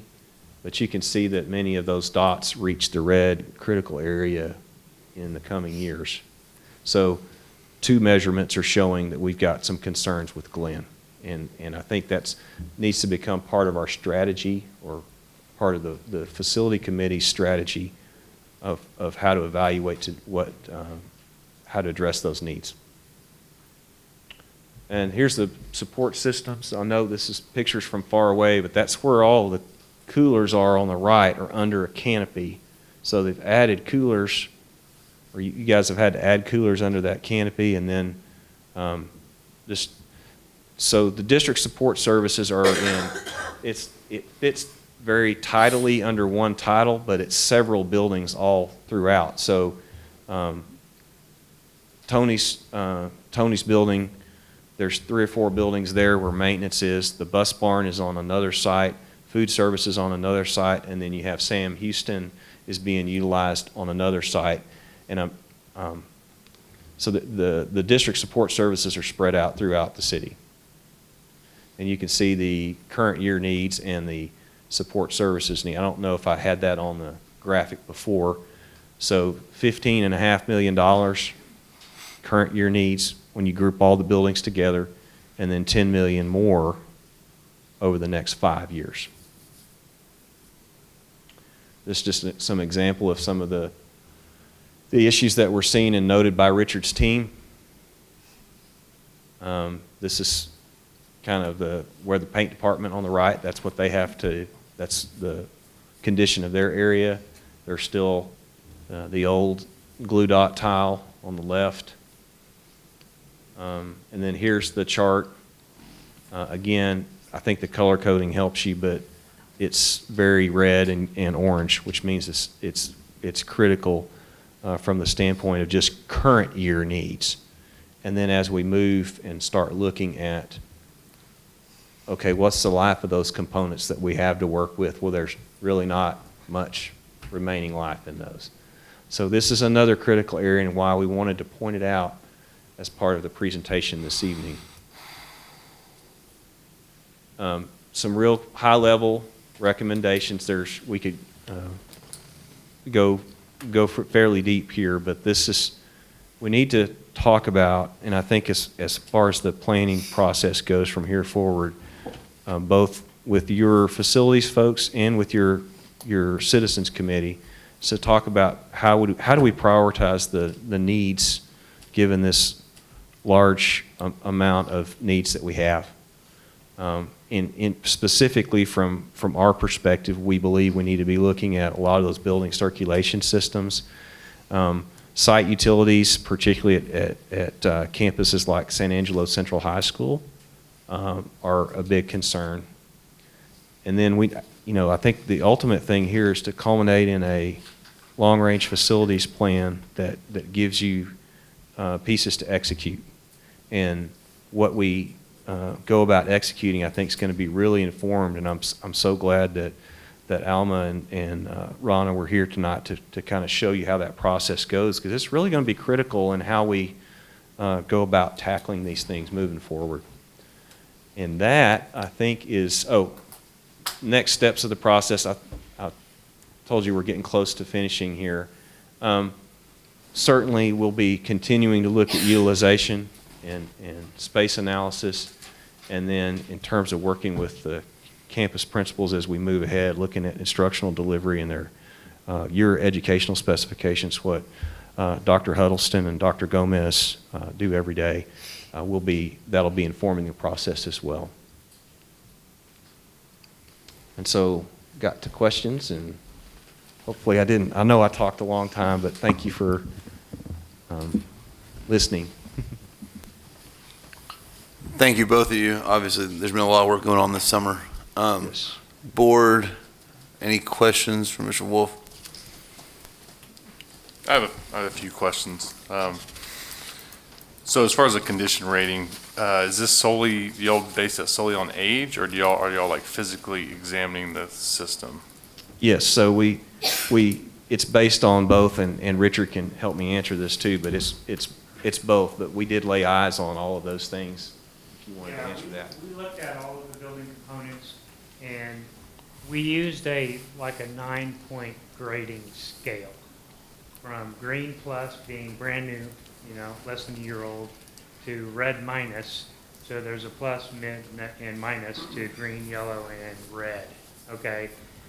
And so there's a standard process that you enter into that table, and, depending upon the condition of primary and secondary pieces of all of the different components that are looked at, you end up determining what its condition is, okay?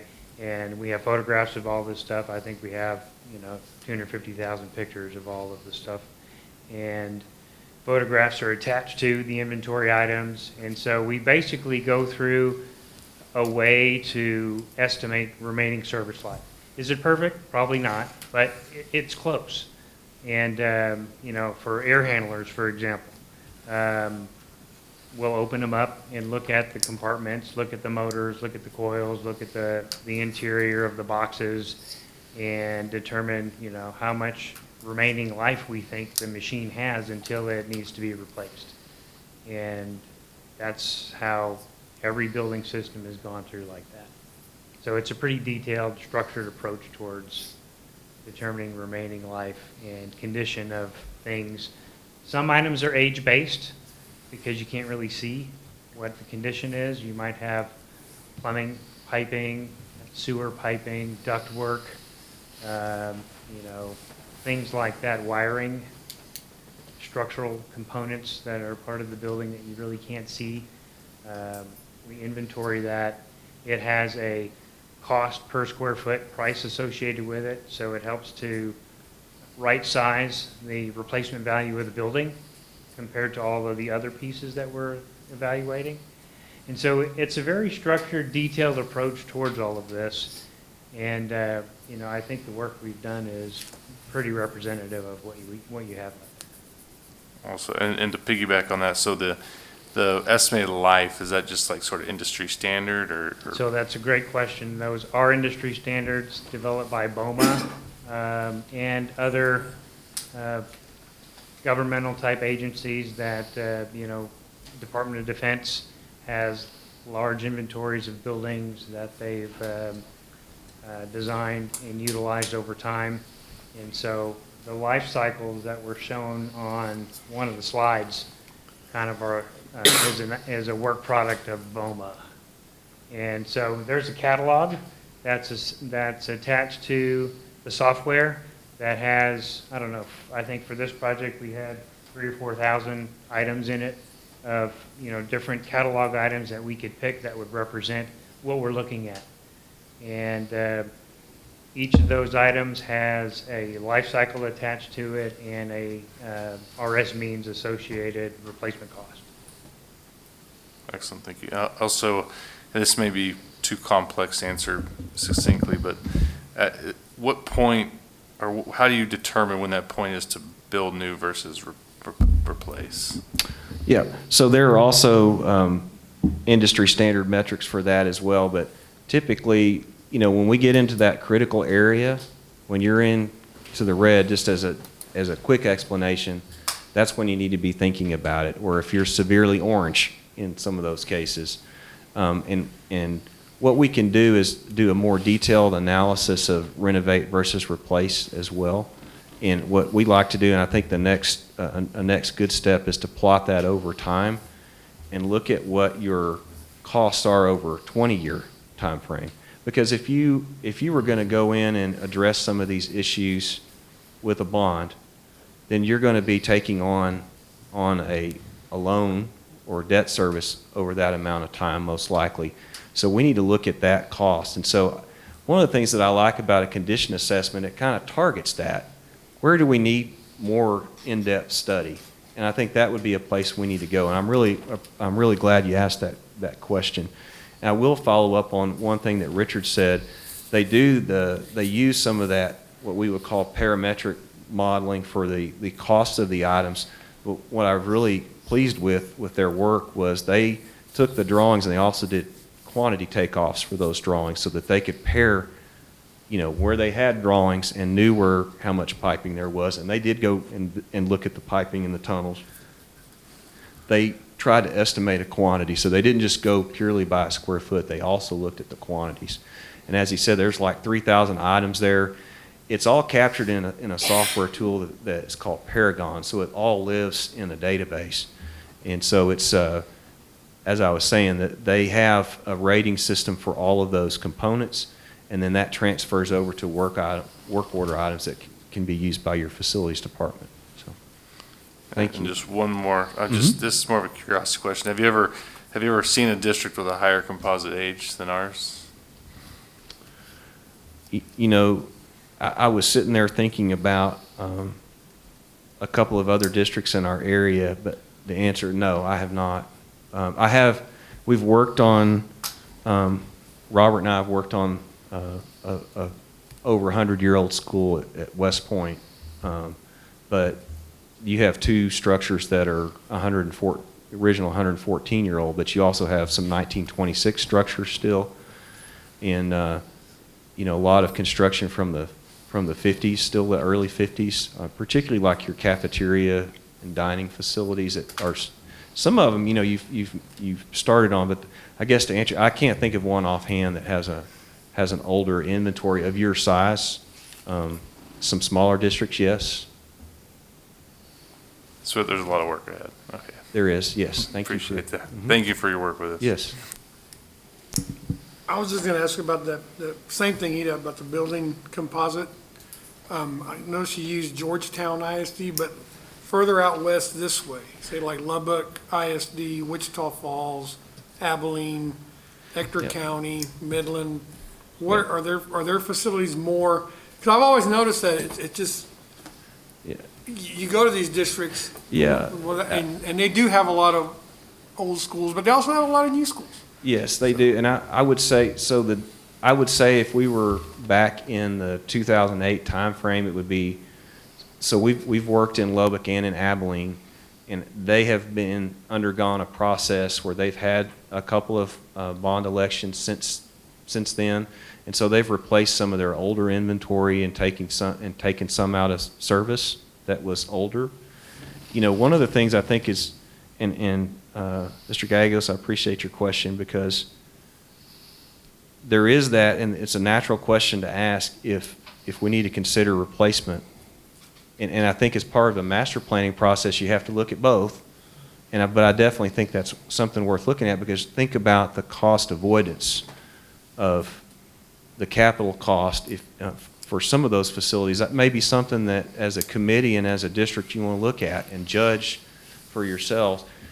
And like I said, I think if we plot that over, and this is an analysis that we've done in Lubbock ISD and Abilene and several other places where we look at the building costs over a 20-year time frame and see where do those curves cross, where if you renovate everything to fix everything versus spending a little bit more and building something new, where do those curves cross, or do they cross in over time?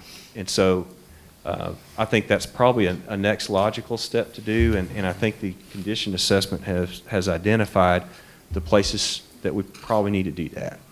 But to answer your question, I can bring, I was sitting there thinking that, in terms of the age of the inventory, it would be good I'll pull those other peer districts, because we do have data on both Abilene and Lubbock we can bring.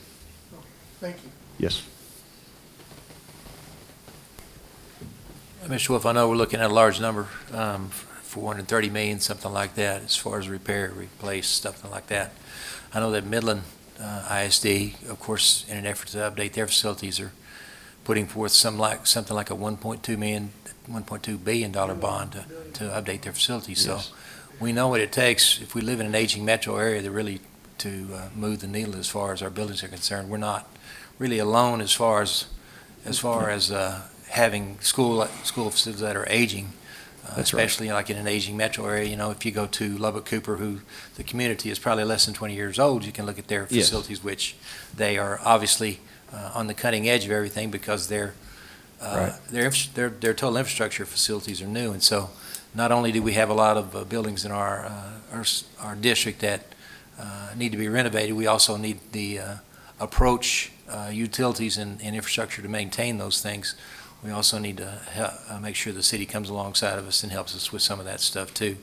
Right. But I know it's a daunting task, but there's been efforts in the past to downsize schools, renovate high schools in the past 30, 40 years. Mm-hmm. And the school district is where it's at. Of course, we have some challenges, but yeah, we just, as we move forward, the more concise plan that we have to move forward, and the pieces of the puzzle need to come together so we can actually know exactly how to proceed. Yes, and I think just to your point, Ector County and has also done a large bond in the area, and of course Abilene's done one 2013, 2018, Lubbock 2010, 2018, and we're also working, Carrollton Farmers Branch is doing Arlington, Garland, Richardson, those areas that we would call the mid-urban districts are experiencing, I think, similar challenges, and you mentioned all the districts that are growing are eventually going to get to where they have to do more and more capital renewal and sustainment, where they have the need to replace facilities and the need to update and sustain or renew facilities. And so I think part of the planning process going forward is to help figure out what that strategy is for y'all.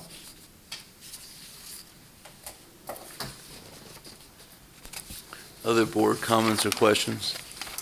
The only thing I will say is, as far as, I think for me personally, when our admin team is working with y'all, and then when we're working with our stakeholders, I think the idea of having a plan that looks 10 to 15 years down in the future when we're going to talk to our public, we need to be honest about not only what our needs are now, but how we're going to make this work for the next 10, 15 years in San Angelo. And make sure that we have a plan and understand, not that we're just looking at what the next 3 years are. We need to make sure that we know that we're doing projects. If we're going to go ask the public to do projects, that we are going to ask to make sure that we're preparing for a long-term plan, not just what we have to do in the next 3 to 5 years. Yes. Mr. President and board members, I'd like to also mention that part of this discussion will play into the stewardship discussion of how we use facilities that can be revitalized or repurposed. Because as Alan mentioned, some of our campuses have updated pieces of the campus and other parts are older. So however this progresses, I think one of the important things we can do is look at how to repurpose some of those buildings, perhaps as you heard, some of these departments or groups that are in really, really aging facilities. I'll give you an example. Special education at Sam Houston Elementary School. if there was ever an opportunity to move that group into a more modern facility without a lot of upgrades, and could be done inexpensively, that would be a really wise move. So we're looking very closely at how we can do that through all of these discussions. All right, any other board comments or questions? All right. What I would say then is, this is the first step in a long several steps, and so thank you all for being here and giving us this information, and we'll start moving forward from there. Thank you. Dr. Kingman, I just want to add something. I think that what we need to do is to look all this information and think about our kids, teachers, parents, community, and administration, and the board goals. So we can all work together and create a plan so that we can all support this.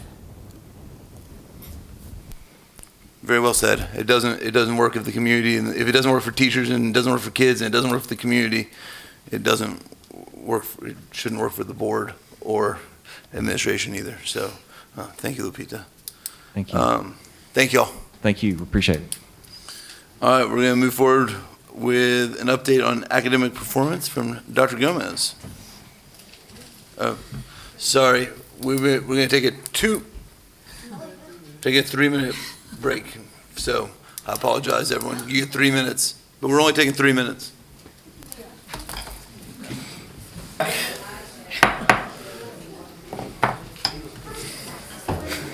All right. Oh, we're not back. I just lied. We're almost back. Dr. Gomez is going to very slowly walk up while Mr. Dindal gets back.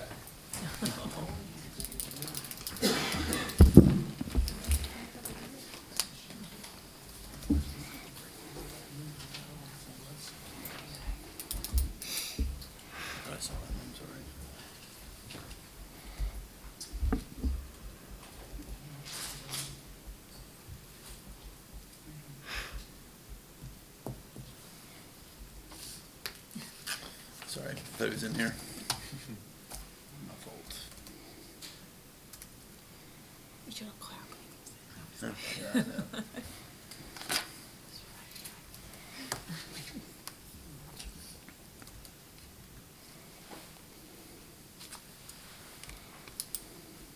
There he is. Sorry, I thought you were in here. Yeah, no, you're good. Sorry. All right, now Dr. Gomez, if you'll go forward with our update on academic performance, please. Thank you. Absolutely. So Dr. Kingman, Dr. Moran, and members of the board, for this evening's academic performance update, we'll discuss our academic systems of support. Maybe? Did we go to sleep? Old-fashioned way, maybe? Maybe I went to sleep during the break. Okay, so this evening we will discuss our district-wide planning protocols, high-quality instructional materials, and coaching supports. I do want to, sorry guys, introduce Mr. Matt Eskew, our Director of Secondary Curriculum and Instruction, and Mrs. Brooke Collenbach, our Director of Elementary Curriculum and Instruction. These team members, along with several others, play a vital role in these systems of support for our campuses. So thank you for being here, staying, and they too will be happy to answer questions if y'all have any after we finish the presentation. Nope. Oops, went too far. Okay. As part of our district-wide planning protocols, all teachers have either a process for lesson internalization, planning with TEKS resource system, with what we refer to as a no-show chart, or a structured planning protocol if their content area does not have TEKS resource system. There at your seats, I know y'all had a lot of paper this evening, but you were left 2 examples. They look like this. One was colored, and it's an example of a K2 Amplify skills lesson for reading language arts, and the other, for those of you that prefer prefer maybe mathematics, Algebra 1, Carnegie. So I want to show you an example when we're referring to internalizing. Okay? So for teachers that have resources such as Amplify, Carnegie, Eureka, HMH, they don't submit lesson plans. We ask them to internalize their resources, read through them, mark on them. So for example, the Carnegie one, if you turn through it, you'll see they've gone through, they've worked out the lessons themselves, they complete the assessments, they look for misconceptions. Give you just a few seconds to look that over. Might have been a little while since you've done algebra. For some of you, not as long. So what this does, the teacher lesson internalization process provides a step-by-step process for understanding each lesson prior to teaching, including what students will be learning, how students will be assessed, and how teachers can support all learners in meeting the rigor of the instructional materials. By using lesson internalization, teachers deepen the understanding developed through the teacher module internalization protocol. Okay? Even the state has realized how much goes into internalizing, and on T-tests, the teacher evaluation tool, there's a different rubric for teachers that are internalizing through the high quality instructional materials. So as teachers were trained at the beginning of the year, they have a different rubric that appraisers use. So this is one part. For staff that don't have these resources, they have a protocol where they begin with the standard, they zero in on the content, and then what we refer to as the verb. That's what students are to do with the content. This is where staff add clarity to what students are to know and then to show in the unit. So you can see on the screen, I know it's small, but on your TVs there's what we call an exemplar response. And they work through that together. Again, completing the assessment, that is so vital at a time where we have more and more teachers coming in with non-traditional backgrounds, more alt certifications. Having a very structured protocol where they can work together, knowing what students are to complete is so super important, and being able to work through this together. Identifying misconceptions, adding academic vocabulary supports teachers in this process.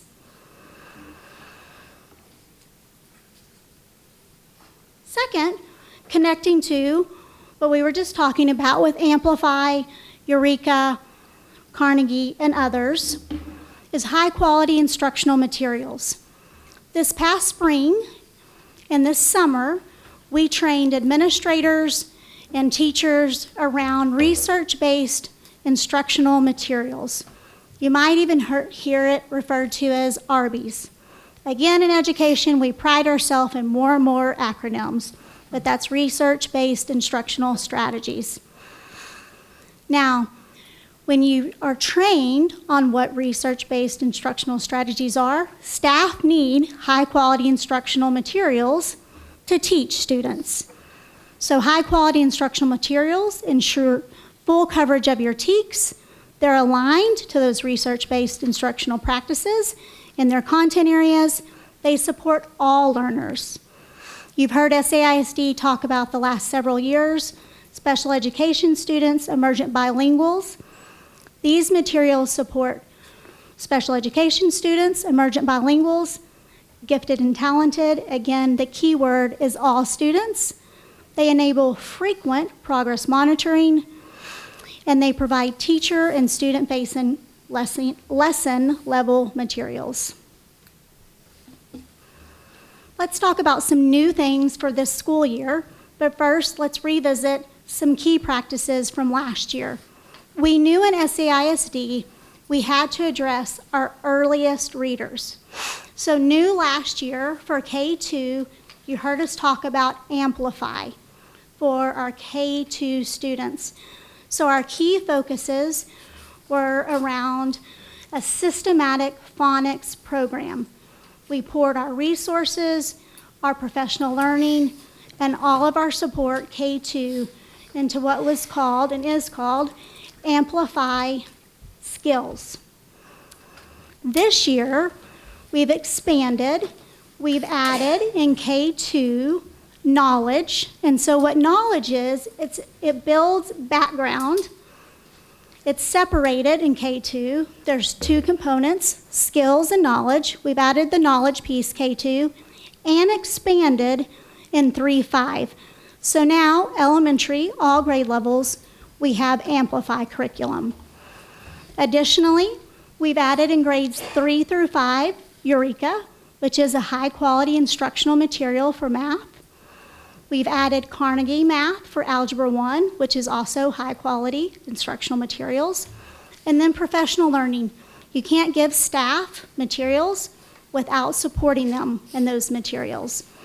July and August professional learning was focused around these programs. Instructional coaches are providing ongoing modeling and support in these areas. And then there's additional support in Carnegie with coaching as well. Do want to point out that for middle school and high school, reading language arts, they did have and do have high quality instructional materials for RLA, but they had not been provided professional learning for those resources since the original adoption in 2019 and 2020. And so their professional learning in August was around those resources as well.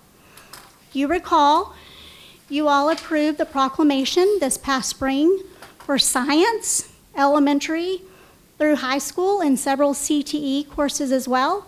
And their professional learning in August was around those resources. So let's review some data. We do have data for K2. Again, we've talked about the systematic phonics instruction. So you have there kinder from fall 23 with 29%, this is the very beginning assessment, on or above grade level when they're first coming to SAISD. So fall 24, 30%, again, may or may not have been in our system. Can't control necessarily if they are in pre-K or not. That is optional for parents. Then when you look, those kinder students from fall of 23 to fall of 24.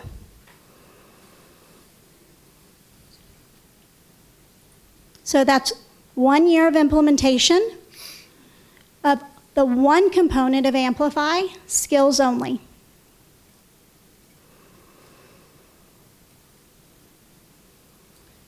Then you can see second grade, fall of 23, and same thing for your cohorts. We know we still have continued work to do. We fully acknowledge the work we have to do there, but we are seeing a substantial increase by having the systematic phonics program and adding the knowledge piece, which builds the background. Do you also want to recognize that the knowledge piece is based on the science of reading, which all of our teachers and the primary grades have from our reading academies. Then continuing on, just a couple of examples. We do think an image can capture more than words. So this picture right here, again, your screens display that better. This is a current day Algebra 1 class. I don't know about you, but this is not what my Algebra 1 class looked like. I did take Algebra 1 right here in San Angelo ISD as a product of the district, but my class looked very different. So students are grouped, does encourage collaboration, but there is still the responsibility of each individual student being able to do the math.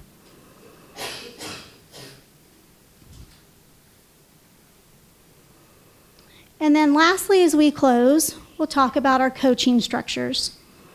Sorry for those of you in the audience, your eyes may be better than mine, but with increased screen time, those are a little hard to see.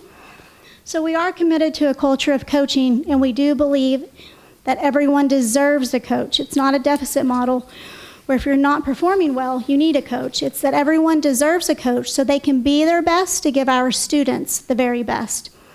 So we have a great partnership with the Service Center, and our partners at the Service Center coach our principal supervisors, so that would be Dr. Self and Mr. Kallenbach.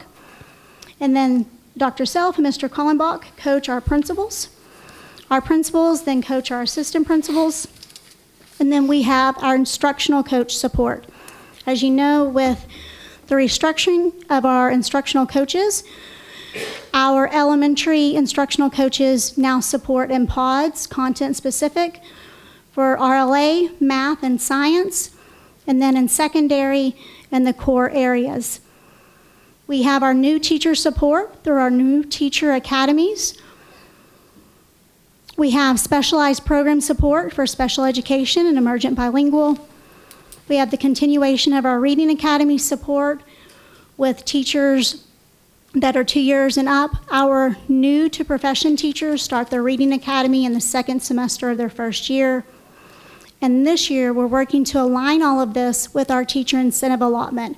As a reminder for the teacher incentive allotment, this first year, that rollout includes 6th through 8th grade, reading and math, English 1, English 2, and Algebra 1. That's a kind of quick overview. We are still assessing MAP. Today was our final day of assessments. Are there any questions that I can answer or that I'm sure Mr. Eskew or Ms. Kallenbach would be happy to answer as well? Any questions for Dr. Gomez? I just have a few. So Eureka's 3 through 5 and Carnegie's Algebra 1, what about 6, 7? What are we using for 6th and 7th grade math? 6th and 7th grade math has not had a new adoption yet. The math adoption will be up for next school year. Okay. We wanted to get ahead of it with Algebra 1 with teacher incentive allotment. Right. Just curious because I know that we needed some help in Algebra 1. Yes, ma'am. Why Carnegie? Why Carnegie? From several reasons. The research-based outcomes from the study and from their other work that they had done with the open educational resources that they had put forward with the state, and also their components for interventions. Okay, thank you, Fair. Mr. Eskew, is there anything you wanted to add to that? Sorry, I don't know if you heard. Dr. Skelton distracted you. Anything? Ms. Duncan asked why Carnegie. I said from their research-based outcomes, from their study, from their interventions. Anything else you wanted to add? Come up to the mic, please. Sorry. What?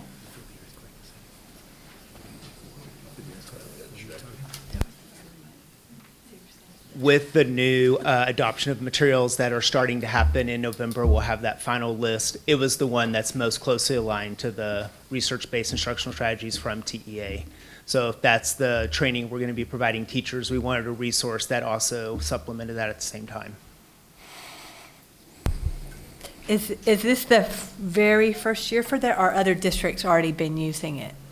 So some other districts have already been using it. This is our first year. Right. So we're piloting it just with Algebra 1 to get a good feel of how it works and what are the pieces we really like and the pieces we're not so sure about before we go head first all the way in. Mm-hmm. I do like how every Algebra 1 classroom in the district now is using the same. So I like that we're aligned in that area, and I know that our Algebra 1 scores are going to get better. Okay, thank you. So with feedback from teachers, in high school especially, and Pam can talk to this, we trained Math Solutions a long time, and getting high school kids to talk is not always the easiest task at times. So one of our teachers this year said, I have more kids talking at a deep level than I've ever had my entire coaching time or teaching time. And by just looking through this, I'll agree with that because these are not just yes and no questions. They go very deep. And for retention purposes, we all know that our kids have to understand the why behind what they're doing. So thank y'all. All right, any other questions? I just had a quick question. How is the restructure of the coaching with the elementaries, how has that gone? I think anytime you have change, you have some road bumps along the way. For secondary, in full transparency, the limited numbers is something we're still working through. We have to make sure that they recognize we can't get to the frequency that we get to staff is what we're working through. The fact that they can be of assistance with resources is a great improvement. So there are definite advantages and disadvantages through the system, but the fact that they can be there to support with resources is a positive. And the fact that we're building capacity in our principals and assistant principals to be instructional leaders, and the fact that our strong teachers, we're building teacher leaders, is also another advantage to the system. Excellent, thank you. Any other questions for Dr. Gomez? I know y'all have been working really hard on the academics and making sure that we are aligned across the district, and that, and so I appreciate y'all's work as far as on the academic side, making sure we get where we need to get, so thank you. All right, we're going to move forward with our agenda. We have one consent item, which is our donations. Do I have a motion to approve consent item A? I'll make a motion to approve consent item A. Do I have a second? I'll second. So I have a motion from Mr. Gallegos and a second from Dr. Mills. All in favor say aye. Aye. All against say the same. Motion passes 7-0. All right, we have a couple action items. First is we have our bills, accounts, and financial statements from July of 2024. This was discussed last week. I actually did because Mr. Dindal was out of town. So do I have any comments or questions regarding our bills, accounts, and financial statements from July? I'll move for approval. And do I have a second? I'll second. So You can't go out of town again. I have a second. I have a motion from Mr. Dindal and a second from Mr. Gallegos. Any further board comments or questions? Dr. Keenan, I know that these were covered extensively in the pre-agenda meeting, so thank you for covering for me, and I appreciate your help. And anyway, all this information can be found at our website, SISD, under Financial Transparency. All right, so I had a motion from Mr. Dindal, a second from Mr. Gallegos. All in favor say aye. Aye. All against say the same. Motion passes 7-0. Now we're going to bring up Mr. Skelton, Dr. Skelton, sorry, for class size waivers. Okay, Dr. Moran, members of the board, thank you so much for giving me this opportunity. You know, every September, as we get students into the classrooms, we look at their class sizes on a daily basis to make sure that we are within the ratio of 22-1, especially in the kindergarten through fourth grade. Shout out to Mr. Kalabach and the data services team when it comes to the registration. This year we had a significant amount of families register online beforehand, so we had a good idea of who was coming, but that doesn't mean that more come, because as you can tell from the day one numbers to now, we're over 300-400 students as they start to come in. So we're trying to figure out where they're going and how we can keep those class sizes at 22-1, especially in the K4, and then 25-1 in the fifth grade. So this year we had, we reduced class sizes, the number of classes from, I think, 251 down to 244 in the kindergarten through fourth grade group. And out of those 244 in those 15 elementary campuses, we had 17 classrooms that exceeded the total ratio of 22-1. So with the board's approval, we must submit, based on the Texas Education Code 25.112, we are required to conduct the class size survey and submit a waiver to TEA after y'all's approval for those class sizes waivers. Out of those 17 classrooms that are over the 22 to 1, there are 12 of them that are 23. So just one student. So across the district, out of the 244 classrooms, we were able to get those class sizes 22 to 1 or less, except for a few of them in certain areas. Any questions on that? Any questions for Dr. Skelton on? Just because I know it'll be asked, for the, I guess, remaining 5 classrooms, do you know how many are over the 22? Some have 24, some have 25.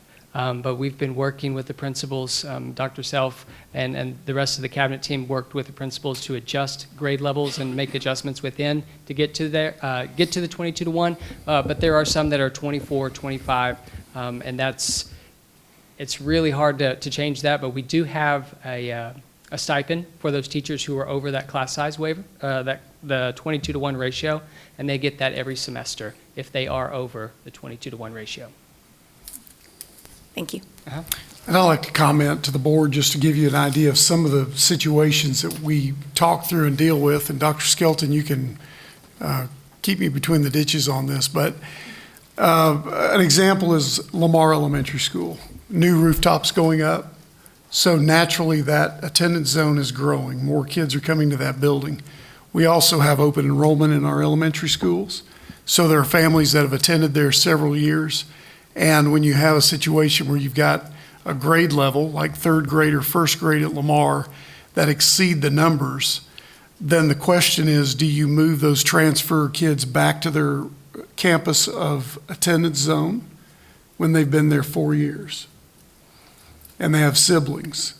And when you do that, it bumps the kids in their original attendance zone to another campus because they transferred in. And so therefore we end up with larger classes having to move teachers from one elementary over to Lamar to cover 3rd grade and 1st grade. And that's the situation we're in. And that's not going to end. Lamar will continue to grow, and the reality is they're full. We turned a break room into a classroom. That's correct.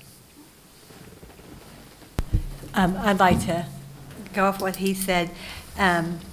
As a teacher, having a larger classroom, it can be hard, but it takes about 5 days to fall in love with an elementary child. And as a teacher, to come in and say, you 2 of them are going to have to go away, you'll do anything to keep those 2. So the heart of the child and the child in your room is way more important. Now, I'm not saying it's hard, so I appreciate that stipend and the thought of sending a kid back to their campus when they've been there. To me, that's more heartbreaking than anything. So I appreciate the stipend and the help that we're giving those teachers. Absolutely. You're very correct on that. The teachers get the class rosters, and then they add more students, and they add more students, and they prepared their whole classroom based on those kiddos, and to give them up is a hard thing. I just had a question about, does it ever impact like on the smaller schools when there's only like 1 teacher per grade level? So we don't have any schools that have 1 teacher per grade level. The smaller schools, it does impact that because in those smaller schools, we have 15 to 1, 16 to 1 ratio when we're busting at the seams at other places. If you were, just like we did with Austin and McGill, we were able to take 4 teachers in 2 different schools, combine those schools and make 3 teachers out of that because we had the numbers for that and still remain in the student-teacher ratio, and which then allows us to have more flexibility in the support we can provide in the classrooms. Give you an example, we understand that a 22 to 1 ratio in kindergarten is a lot different than a 22 to 1 ratio in 4th grade. It just is. In those areas, if we have extra support that we can provide in that, we'll provide an aid for those kindergarten teachers to support those classrooms like we've done at one elementary, because we know that a little bit of extra adult support in those younger kids, it goes a long way. Excellent, thank you. Dr. Scott, do you know how many classrooms we applied for last year for waiver? 19. Thank you. All right, any further board comment or question? All right, do I have a motion to approve? Make a motion to approve the class size waivers as presented by Dr. Skelton. And do I have a second? I'll second. So I have a motion from Mr. Gallegos and a second from Ms. Mizell Flint. Any further board comment or questions? All in favor say aye. Aye. All against say the same. Motion passes 7-0. All right, last action item for this evening is board superintendent goals, and you're gonna present that? Sure. Perfect. Well, it's important for us to have goals, right? This summer, the team of 8 went through a process to discuss this and a timeline and benchmarks and checkpoints along the way. And these goals are being presented to the board for consideration. We tied these directly to the mission and vision of the district and the big rocks, if you will, that the district has been pursuing. But you can see goal number 1, academics, a robust summer academic program for elementary students. Right now, a lot of our elementary students are involved in summer programs, but they're not academic. And we want to try to make it more academic by infusing what we have to give to some of the programs that already exist in the town. Goal number 2 is a major academic goal, increasing the percentage of students meeting the expected growth measure for MAP testing, grades 3 through 8, reading, English 1 and English 2 by 8%, and 3 through 8, math and algebra 1 by 10%. That's aggressive. And, someone asked, are you sure you can do that? The answer is no, I'm not. But we have to set lofty goals, and we need to pursue those. I heard someone, Chuck Noll, the old football coach for the Steelers, said, if you pursue perfection, you won't attain it, but you will catch excellence along the way. And I think that's what we're after. We really want to challenge our kids. As a system, we're trying to build systems of support for teachers. But I don't know about you, but my wife and I want my son to fail and get up and recover and fail and learn. And I don't want everything to be easy for him. I want it to be difficult. I want him to struggle and learn to fight and be tenacious and graduate and go out in life and be able to survive in this world. And so that's really what we're after, is rigorous academics.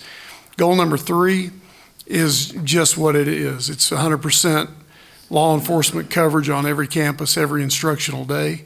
Goal number 4, a comprehensive pay systems review to recruit and retain high-quality employees, and then recommending adjustments to our compensation plan by this coming April. And we plan on conducting that and bringing recommendations to the board. Innovative learning spaces, presenting a bond for school facilities, the purchase of necessary sites for school facilities, buses and vehicles, and a way for our taxpayers to help us support that. And you heard that today from the Facility Advisory Committee presentation and the things that we're about to tackle.